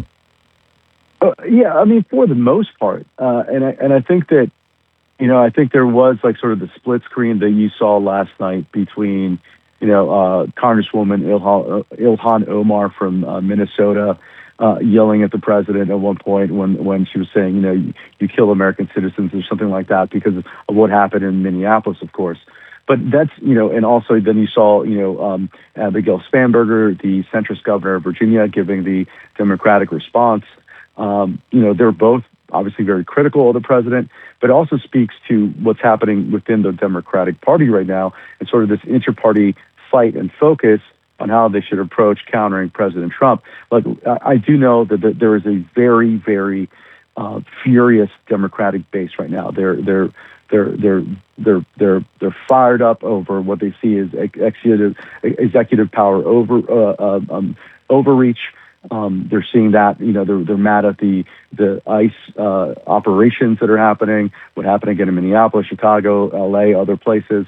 And I think that that's what Ilhan Omar also represents. And you've also seen in polling that the Democratic base voter says, hey, get more angry. Why isn't our leadership doing enough? So I think that's partly what's there. But also in terms of like, hey, we want to win in November. So others are saying that the better approach is to take that centrist approach, the measure approach to counter what they feel are what the president and his administration represent. But you really saw that play out. I do think Jeffries was successful to an extent, but is he missing the overall tenor of what the Democratic base wants right now, which is a leadership that's fired up and fighting back against the Trump administration? Yeah, Pittsburgh Congresswoman Summer Lee gave a response last night following the State of the Union address on behalf of the Working Families Party. Is that a new one now? There's now a second response. I guess that's happened before. I don't recall it happening before. It's the 9th annual, they said, response to the State of the Union address for the Working Families Party. And it was done this year by Summer Lee, right from Pittsburgh, a Democrat, actually out of Swissvale, which is a suburb of Pittsburgh, but she represents the city of Pittsburgh. That kind of surprises me. I guess I thought I followed this stuff close enough. I've never seen that before, that there'd be a second response to the State of the Union. And she's not a member of that party. She's a member of the Democratic Party. Are you surprised that there'd be this third group now giving a response? Yeah, no, I think there's an appetite now, and things are different. There's a much more fissured type of electorate, and I think fissured part of the Democratic Party as well, where there are different elements of the party that represent different things. I do know that also Senator Padilla, the California senator, who was, who we all know last year was who got into that scuffle, if you will, at the Secretary Noem press conference, where he was put in handcuffs, forcefully pushed down to the floor, which caused a great amount of controversy. I think he gave a response in Spanish last night. I think you see that as well. But I think that there's such an appetite by the Democratic base, again, to who are trying to not only take the president to task, but also their own leadership, saying, "Hey, are you all doing enough?" And I think there's just a big appetite for them the big appetite for this base for their leadership to do more and for their parties to do more, whether that be realistic or not. I think that is the tenor that we're hearing from Democratic voters right now. And again, there's a big primary coming up, as you know, next week in Texas, the big Texas Senate primary, where you're also seeing sort of that inter-party fight I was talking about play out in the Texas Senate Democratic primary between James Tallarico and Jasmine Crockett, and so I think the Democrats right now really feel the need to speak out and engage, and I think that you're going to just see more of it. It's going to be a major narrative of this cycle going forward. And it all comes down to an election that's a little over 8 months away now, the November midterm election. Heck, voting starts in 7 months, basically, for that. So it's not all that far away. The primary in Pennsylvania is in May. It's later in non-presidential years. It's earlier in a presidential year. But we'll wait and see what happens. That pendulum, the one thing it never loses in politics is the pendulum. We'll see which way it swings this year. And in 2024, it swung very strongly for Republicans. In 2025, it swung the other way for Democrats. And we'll see if it swings back or stays where it is. All coming up, and we'll talk to you before then, if you're willing. As a joke, the creeks don't rise. CBS News political director Finn Gomez joining us on the Afternoon Drive Show, the late edition. Thanks so much, Finn. We really do appreciate your analysis and your reporting. Still waiting for my Permanente brothers. I want my sub. I've been waiting here for like 2 years. We put our producer in charge of that, Nick. I keep eating them before I send them out. out. I mean, they just look so good. I got a Subway sandwich in the mail the other day, but I don't think that was from you guys. So I want my Permanente brothers. We'll get you. Come on, guys. We'll come to Pittsburgh. We'll buy you one. We'll buy you one here. There's there right we up go. the street Even from the better. station. Yeah. There is, yeah. All righty. Hey, thanks so much. Have a good evening. See you, Finn. Thanks. Thanks, guys. Thank you. Take a quick break. We're going to wrap up hour number 2. I won't say again who's going to be on our show. The 7 o'clock hour. I've said it so many times. An Olympian. But we'll talk about that for a brief bit before we hit the news at 7. Stick around. Chris Parker Jr., what's going on at Auto Land Hyundai? 0% financing is back. How about 0% for 60 months on 2026 all-wheel drive Hyundai Tucsons and Santa Fe? Or HMF bonus cash up to $4,000 on Santa Fe Hybrid. The only thing lower than 0% are the below zero temperatures we've had. You're right about that. With great Hyundai financing, over 100 new Hyundais in stock, and affordable vehicles like the 2026 Venue crossover and award-winning Elantra, it's easy to get away during the Hyundai Getaway sales event. Any leasing deals? Lease a 26 Elantra SE for $199 per month, or 26 Kona SE crossover for $219 a month. Just see us for details. Plus Hyundai Assurance, America's best warranty, 10-year, 100,000-mile powertrain protection, 5-year unlimited miles roadside assistance. Autoland Hyundai, 25 East Fayette Street, downtown Uniontown, or visit their website at autolandhyundai.com. And remember, you'll always pay less to drive the best at Autoland Hyundai. 439-2323. For 24-hour emergency service, call us when you need. We're Fayette's Heating and Air Conditioning, your service company. Be prepared for bone-chilling winter weather. Have Fayette Heating and Air Conditioning install a Bryant high-efficiency furnace in your home to replace that old worn-out system you now have. Choose Bryant's Plus 90 gas furnace or other quality heating system to keep yourself and your family warm and toasty this winter. Fayette Heating and Air Conditioning will also keep your present furnace running at peak efficiency with their 15-point safety check and cleaning. Call Fayette Heating and Air Conditioning today for your appointment. 724-439-2323. That's Fayette Heating and Air Conditioning, your Bryant dealer, Route 119 north of Uniontown, located near Laurel Mall. Call Fayette Heating and Air Conditioning, 439-2323, 439-2323, 439-2323, 439-2323. CareerLink is your one-stop resource for employment and training-related services. Visit CareerLink and you'll have access to many programs and agencies for assistance with economic, educational, and job-related needs. For more information on all the programs available to you, contact CareerLink at 724-434-JOBS. That's 724-434-JOBS. Mountaintop Title and Notary can handle all of your motor vehicle and PennDOT needs, such as titles, plates, renewal, registrations, and all notary needs. Tina Nicholson of Mountaintop Title and Notary can also handle ATV and boat titles, and also does income taxes. Hours are Monday through Friday, 9:30 to 4:30, and appointments can be made for after hours and Saturdays. Mountaintop Title and Notary with a new location at 655 Nelson Road in Farmington, the only place you need to go for all title, notary, and tax work. Call Tina at 724-984-1514 for the most professional services around.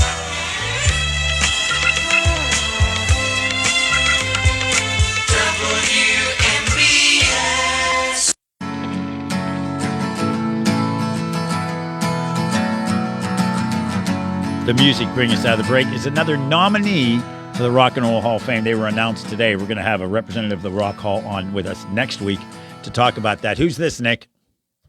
Oasis, their song Wonderwall. There you go. I have to tell you, I've never heard of either. You've never heard of Oasis? I don't. Yeah, I'm sure you have. Well, I'm sure I recognize their music, but now this is Stevie Ray Vaughan telling us the hour is almost over. That's right. This is Stevie Ray Vaughan, who is in the Rock and Roll Hall of Fame. It's one of those bands. I don't remember if I ever saw them. I remember seeing his brother. His brother's in the Fabulous Thunderbirds, but I don't recall seeing Stevie Ray Vaughan and Double Trouble. As we wrap up hour number 2, we're going to talk to Jasmine Jones at 7:15. She won the bronze medal in the Olympics. Stick around.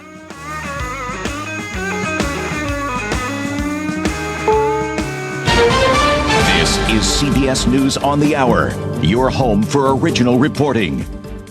I'm Jennifer Kuiper. The Cuban government says its troops killed 4 people and injured 6 others on board a Florida-registered speedboat in its territorial waters.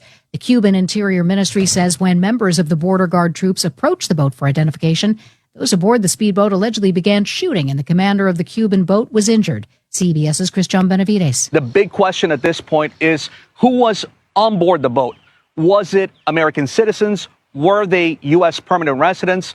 U.S. Congressman Carlos Jimenez has called for an independent probe into exactly what is it that took place. The Trump administration says it is pausing some Medicaid funding to Minnesota because of fraud concerns. Dr. Mehmet Oz is the administrator for the Centers for Medicare and Medicaid Services. We have notified the state that we will give them the money, but we're going to hold it and only release it after they propose and act on a comprehensive corrective action plan to solve the problem. The move is part of a larger Trump administration effort to spotlight fraud around the country. Iran is pushing back against President Trump's pressure tactics, as CBS's Cammie McCormick reports. Even as the U.S. and Iran prepare for more nuclear talks, Tehran is calling President Trump's remarks big lies. Trump said Iran was rebuilding its nuclear weapons program and will soon build missiles to reach the U.S. Iran has long claimed its nuclear program is peaceful, and its foreign minister compared Trump to Hitler's propaganda minister. The talks in Geneva Thursday will be the third round of negotiations. There are reports that files related to President Trump and the Epstein case are missing in the material released by the Justice Department. CBS's Scott McFarlane explains. Trump administration has been unequivocal in their restatements of Trump's denial of any wrongdoing. But there are questions about process here. Why aren't more files being released now? Why are only half of the estimated files released so far?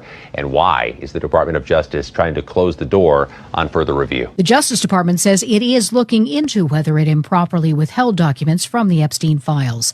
Discord is delaying the global rollout of new age verification features over concerns about how it would collect and store government IDs. CBS News tech contributor Ian Schur explains. Many activists and users have expressed concern that the requirement for government ID in order to use all of the service's features is a risk to their privacy, and with good reason. Already, one of the companies that Discord worked with suffered a leak of tens of thousands of government IDs that had been used by Discord earlier for age verification. This is CBS News. Go to the ends of the earth, half a world away. Reach for the stars. If I take time to think, they might go get Brad. On CBS, Sunday morning. Carpal tunnel syndrome, heart failure that doesn't improve with common medicines. These are some signs and symptoms associated with ATTR-CM, or the cardiomyopathy of ATTR amyloidosis, a serious heart condition with symptoms that get worse over time. Amvuttra, vutrisiran, is a prescription medicine given by a healthcare provider that treats ATTR-CM in adults to reduce heart-related death, hospital stays, and urgent visits. In a clinical study, Amvuttra was proven to help people live longer and have fewer heart-related hospital stays and urgent visits over 3 years compared to placebo. Amvuttra lowers the amount of vitamin A in your blood, which can affect vision. Other side effects include pain in the arms or legs, pain in the joints, and shortness of breath. These are not all the possible side effects of Amvuttra. For prescribing information, call 1-833-256-2748 or learn more at amvuttra.com. Ask your doctor about Amvuttra for ATTR-CM. Scientists in Antarctica say that rising global temperatures are putting emperor penguins in danger. The BBC's Georgina Renard. Emperor penguins must remain on platforms of sea ice for long enough every year to replace weather-beaten feathers with new waterproof coats. But global warming is rapidly changing Antarctica. Satellite pictures show that after summer sea ice shrank dramatically in 2022 and 23, there now appear to be far fewer penguins in West Antarctica. Researchers at the British Antarctic Survey fear thousands of the birds may have died in the continent's icy waters, but there is some hope that a few groups managed to adapt and move to safer ice. Officials say the deaths of 72 tigers at 2 tourist parks in northern Thailand are the result of canine distemper and not bird flu. The Thai health minister says officials have not seen any animal-to-human infections. Both parks are closed. Jennifer Kuiper, CBS News. Take the fact book. Caring for an aging parent or a loved one with medical needs? FACT, Fayette Area Coordinated Transportation, can help. Seniors 65 and older ride free on our fixed routes. People with disabilities get discounted shared rides. And if your loved one has medical assistance, their trips to doctors or treatment are covered under the shared ride program. Give them safe, reliable independence and yourself peace of mind. Call 724-628-RIDE or visit factbus.com. FACT, your community, your connection. Looking for a dentist? Dr. Michael George and Dr. Ashley Parker of George Dental Associates, a Uniontown staple, has over 40 years' experience treating patients of all ages. Their caring, professional team of dentists and their staff offer a full range of dental services, including restorative, preventative, pediatric, cosmetic, and so much more. Visit georgedentalassociates.com today. That's georgedentalassociates.com and find out how they can enhance your smile through the art of dentistry. Tune in to WMBS the second and fourth Thursdays monthly at 10:30 a.m. for an all-new radio program with Pete Crackle, Director of Clinical Operations and Pharmacist at Nickman's Drug. Pete will explore a myriad of health-related topics and talk about how a strong relationship with your pharmacist is vital for your best health. So mark your listening calendars and be sure to catch the all-new show the second and fourth Thursday each month. Need a pharmacy? Visit Nickman's Drug today at any of their 7 area locations. We have your gifts to celebrate love, birthdays, anniversaries, special occasions, or all the above. Things that go bling, earring pendants and rings, all types of handbags, crossbodies, concealed carry, and slings, Western Southwest, boots, hats, and more. Silver Zapata jewelry, fun fashion turquoise, it's a staple in our store. Strap, 34 South Street in downtown Uniontown, located in the rear of the State Farm Building, 724-557-6184. We value your shopping experience here with us at Strap, so come on in, sit a spell, enjoy a refreshment, and a bag of peanuts. Strap, 724-557-6184. We're open Tuesday to Friday, 11 to 5, and Saturdays, 10 to 3. Convenient street parking right in front of our shop. You're sure to adore us, and you'll love our prices. Shop small, shop Strap.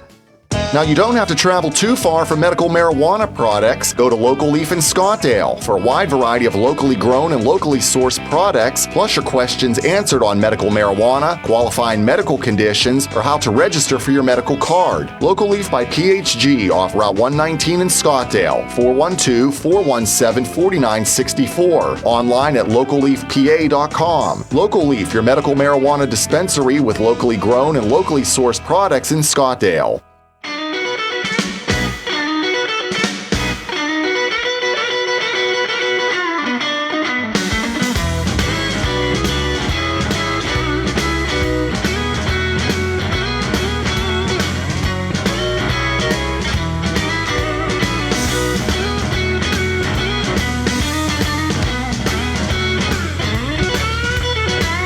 The late edition of the Afternoon Drive Show in your local station, WMBS Uniontown. I'm Doug Saltzman. That's Nick Barczyk. You know, I guess I should be paying attention.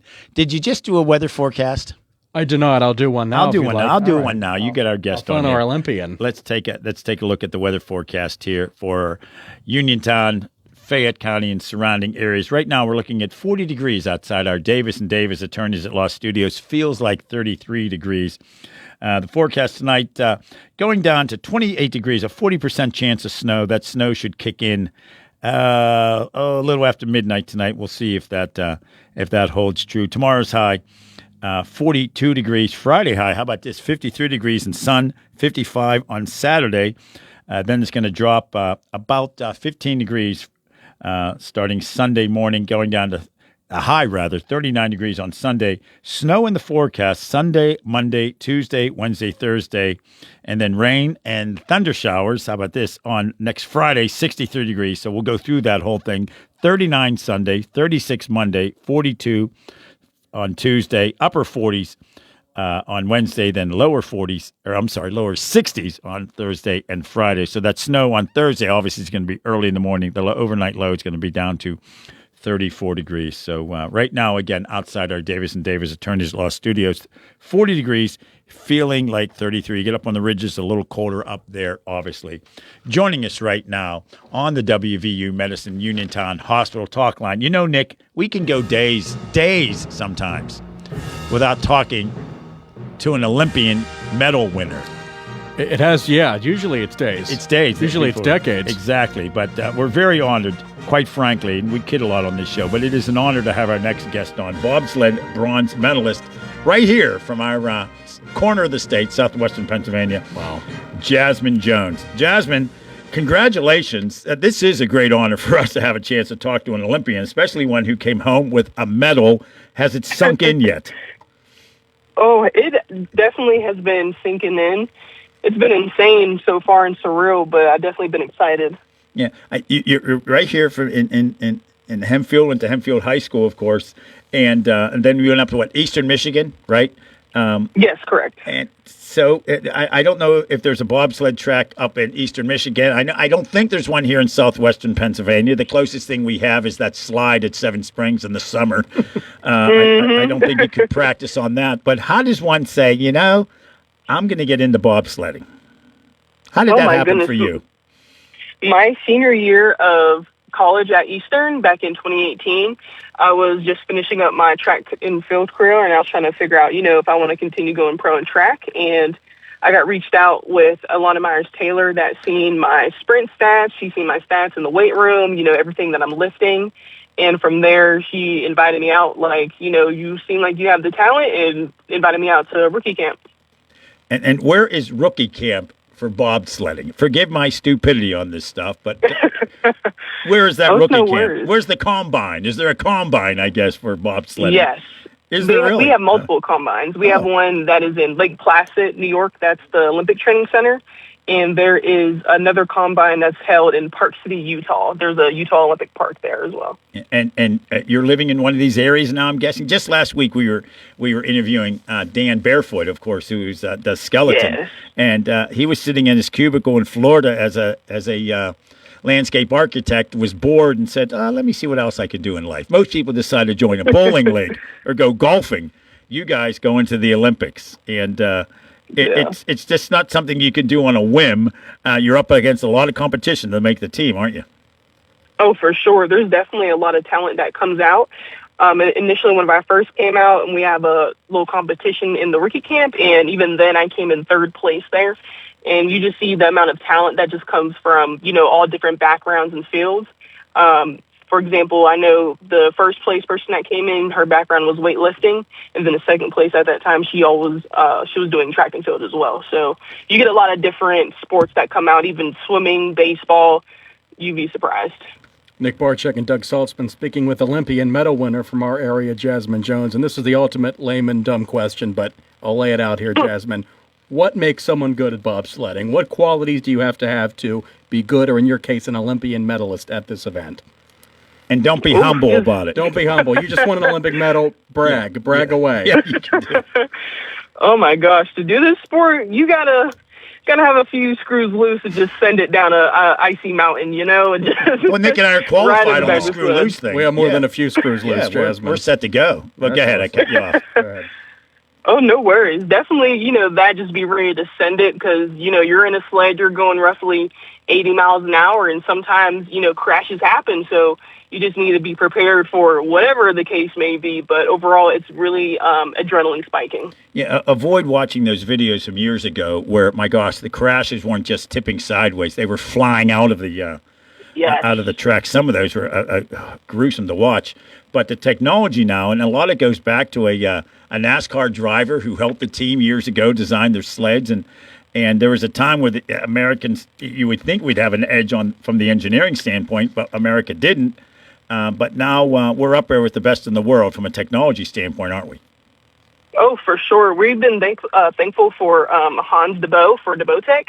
We have our sleds made in America, so I think that shows of, the amount of technology that we have gained since then and being able to compete with, the Germans, for example, that have really, good equipment. So we're definitely challenging them with that aspect. And, especially having sleds made in America, it just means the difference in the world to us of just representing more so, what's made here and what we can do possible. And what, I'm trying to think of the word, attributes or what qualities of track and field and bobsled are similar, what are different? What skills do you need, or the skills are obviously different, but what are some of the similarities do you find? I would say fast and strong. Fast enough to push a heavy sled and strong enough to, use that hip power and push and even jumping in. So that, and a little bit of coordination as well, because, falls happen. We don't want that to happen, but definitely some coordination in that as well. Yeah, of course, we can't talk to you, of course, without mentioning your teammate, Kaylee Humphreys, and the two-woman bobsled. You had success in the 2024-25 and 25-26 bobsled World Cups, and, of course, then you and Kaylee Humphreys, of course, this year won the bronze medal in Italy. You're having on your resume that you're an Olympic athlete is one thing. You're also a mom. Which is being a dad of four. You're a mom. Being a mom's a lot tougher than being a dad. I don't care what dads say. It's a lot tougher. And you're also a senior airman in the United States Air Force. Jeez. So thank you for your service. How does this all come together, doing all those things at once? Oh, my gosh. Thank you for support. Doing all these at once, it can be exhausting. But, this led to the point of me becoming, an Olympic medalist and carrying that, weight on me because, being a mom, I definitely want to provide my daughter with, a great example, motivation of, anything that she can strive to be. And, being an airman with the Air Force, representing two uniforms at once definitely been the craziest thing to do because not that many people do it. So I'm definitely thankful to put on for my country in that aspect as well. So being able to have all these things together and to bring it home at the Olympics has been wonderful. Yeah. What does an Olympian do? I've gotten this email from a couple of different people here at Radio Saltzman at gmail.com. What does an Olympian do when the Olympics are over? That's always a question. What's next? Obviously, you have to prepare yourself, and I'm sure your coaches and the other folks involved with Bob's USA bobsled and skeleton prepare you for that letdown. But what's next after the Olympic Games? Are you preparing for the next World Cup events? Oh, so basically now that our season is done, we don't have any more World Cups for this year. So definitely downtime is planned, just reconnecting, just, in tune of being settled in one place.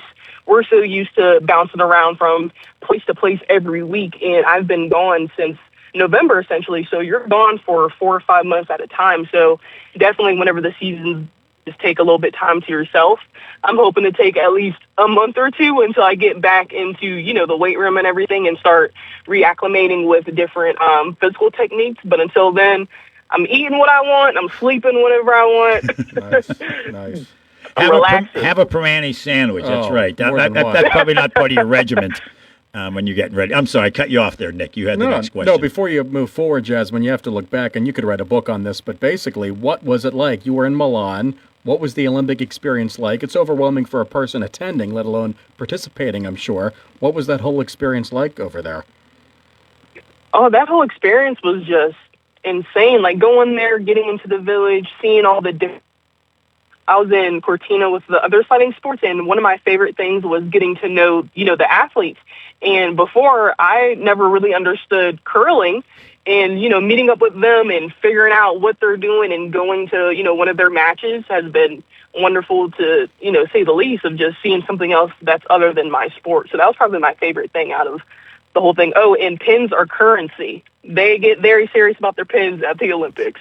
Oh, yeah. They did a story about that, about you trade your pins from your own country with somebody else from another country. And by the way, nobody understands curling. Don't feel bad. I don't think anyone understands it. So. No, nobody understands. It's fun to watch. But... the people in curling don't understand it. It looks fun. I've done curling. It's a lot tougher than it looks. There's on Neville Island where Robert Morris University has their hockey program. There's a curling court. I don't know what they call this, the rink. I've done that. And what I've also had a chance to do, going, I think, 40 miles per hour, was bobsledding at Lake Placid. Obviously, you have a well-tuned driver up front. But that was frightening, going 40 or 50 miles per hour. I can't imagine doing full speed on those things. I managed to get to do that. And it wasn't as if I had the cleats on and running down the ice running down the track to get it going. It was a very smooth and quiet start. I'm amazed. These people are coming from all over the world. They're training in different places, different coaches, etc. And you finish within microseconds of each other. I find that amazing how close, unless you do a huge problem, you bang a wall, you're sliding sideways. It's amazing how close the times are for people competing from all over the world. It definitely comes down to the 100th. That's why everything matters. The start matters, the drive matters, and that just goes to show even more so of how much a perfect run has to be perfect, because, you know, during a start, if it's not as fast as it could be and you trip up in the load and then that messes up the velocity going down the track, that's where so much of the smaller pieces really matters into, you know, that large end goal of being the fastest one down the track. So it's a lot to think about sometimes, of just making sure that you are on point in everything that you do, having the correct drive. And, you know, skids can happen where you're going sideways, and sometimes that happens with equipment choice. But it's insane how it can come down to 100th, 200th of just what the next country and who can essentially beat you in that. Yeah, it must be very odd. Obviously, after you're done pushing, you jump in and you duck. So you can't watch yourself going 80 miles an hour. That's got to be bizarre, at least the first several times you practice doing that. Do you have the urge to look up and find out what's going on? Obviously, you can't. You don't want that wind resistance to hit you. But it must be very strange. You have to have an incredible amount of confidence in Kaylee, your driver, not to take a peek of what's going on out there. That's got to be strange. That's another silly layman's term or question to ask, but it must be weird not watching yourself go down this thing. Oh, no, my eyes are closed when I jump in, and I'm just using feel of, you know, where I am in the track. And that's our biggest thing as brakemen, is learning the track and knowing exactly where we are. I know there was one time when I peaked up, and oh my goodness, I was terrified. I had to go back down. I said, this is why I just stay in my place as a brakeman. You know, folks, let the pilot do the driving. I don't need to see or anything. As soon as they call brakes, then that's when I sit up. So that's how it works. I was going to ask that next question. How do you know when to brake? So your driver, Kaylee, tells you brake. And does she tell you a percentage brake, like really brake, don't brake, 50% brake? How does that work? Yeah. So we definitely have hand gestures. So If only, if you put up like your right hand, for example, and you just wave it forward, that means to let the sled go, let it ride a little bit more. And if you make a fist in your right hand, that means to really come to a break and break hard. So you can't talk to each other. Is that what you're saying? It's just too loud in there that you could not? It's a little bit loud. The crowds are going. If anything, I hear screen breaks as soon as we cross the finish line. And sometimes, depending on, the timing and everything, we're also cheering at the same time, especially when we see a number one, which means we beat the other team that just came down. So we're cheering for the most part and also trying to break at the same time. Yeah, we're talking to Jasmine Jones, bobsled bronze medalist in Italy. Obviously, it must be incredible to represent your country, especially since you're also simultaneously in the Air Force. Would you have rather have done it in America, or is it neat going to another country to do all this? I mean, nothing will beat a home Olympics, just having everyone from home there. I was thankful enough to have, my mom, my aunt, and some friends from college come out. But, traveling overseas, it is a lot of money. It's very cost effective. So definitely looking forward to whenever there is the next home Winter Olympics, which is Utah 2034. And just having a home one and just having that atmosphere, you can't beat that, So definitely looking forward to having that here. Yeah, I don't think we'll ever be back at Lake Placid for Olympics, given the size of Olympics anymore and what facilities need to be there for that. Although most Americans will never forget 1980, naturally. Even if you weren't alive then, you hear about Lake Placid. So that, I think you just answered my next question. Your plan, if you're looking forward to 2034, obviously you're looking forward to 2030 as well. Yes, I've been to La Plagne for a World Cup, and, being there, it's definitely a beautiful place. The track is really nice, and, the years leading up to that, it's a fun tour. Looking at the World Championships and everything that leads to La Plagne, I'm definitely, looking forward to that. And did you attend the opening and closing ceremonies? They look like absolute spectacles on TV. Were you there for those? Yes, closing ceremony was my favorite. Oh, that's awesome. Yeah, really, and to be in that building, and to think of the history, that building was built in 50 A.D. My God. No, I'm sorry, BC. Oh, no, A.D. Yeah, 58. Who cares? It's 100 years difference. 2,000 years ago. Yeah, that was absolutely amazing. And finally, before we go, where's the medal? Is it on the wall? Is it in glass? What are you doing with this medal that you'll cherish the rest of your life? Yeah, what does one do with their medal? What is it? You have a medal room? So I plan on trying to get a shelf with, my accolades, especially with the medal. I have a case, but the case is really big. So right now it is with me in a sock to protect it because I've been showing my family and friends. So the sock right now is what's holding this in. But as soon as I, get home and I'm stable, I'm definitely going to have like the nice shelf and have its placement for it. High level security for a gold medal. I'd hire a bodyguard to watch it night and just day. hire someone to stare at it 24/7. Really? Sure. Well, what an honor it's been to talk with you, Jasmine. Thanks so much for joining us here on the Afternoon Drive Show to talk about your Olympic experience. You're the second Olympian we've talked to on the show, and of course now the first one who medaled. So congratulations on your bronze medal, along with you and your partner Kaylee Humphreys. Thank you for your service to our country as well. Have a good evening. Thank you so much. Thanks, Jasmine. Congratulations.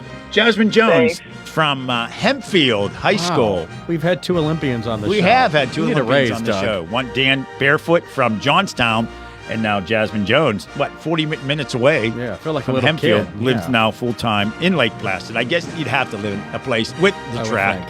And she has a daughter, Jade, and is a senior airman in the United States Air Force. That's a pretty darn good. Not bad. When does she sleep? Resume. We're going to take a break and wrap things up.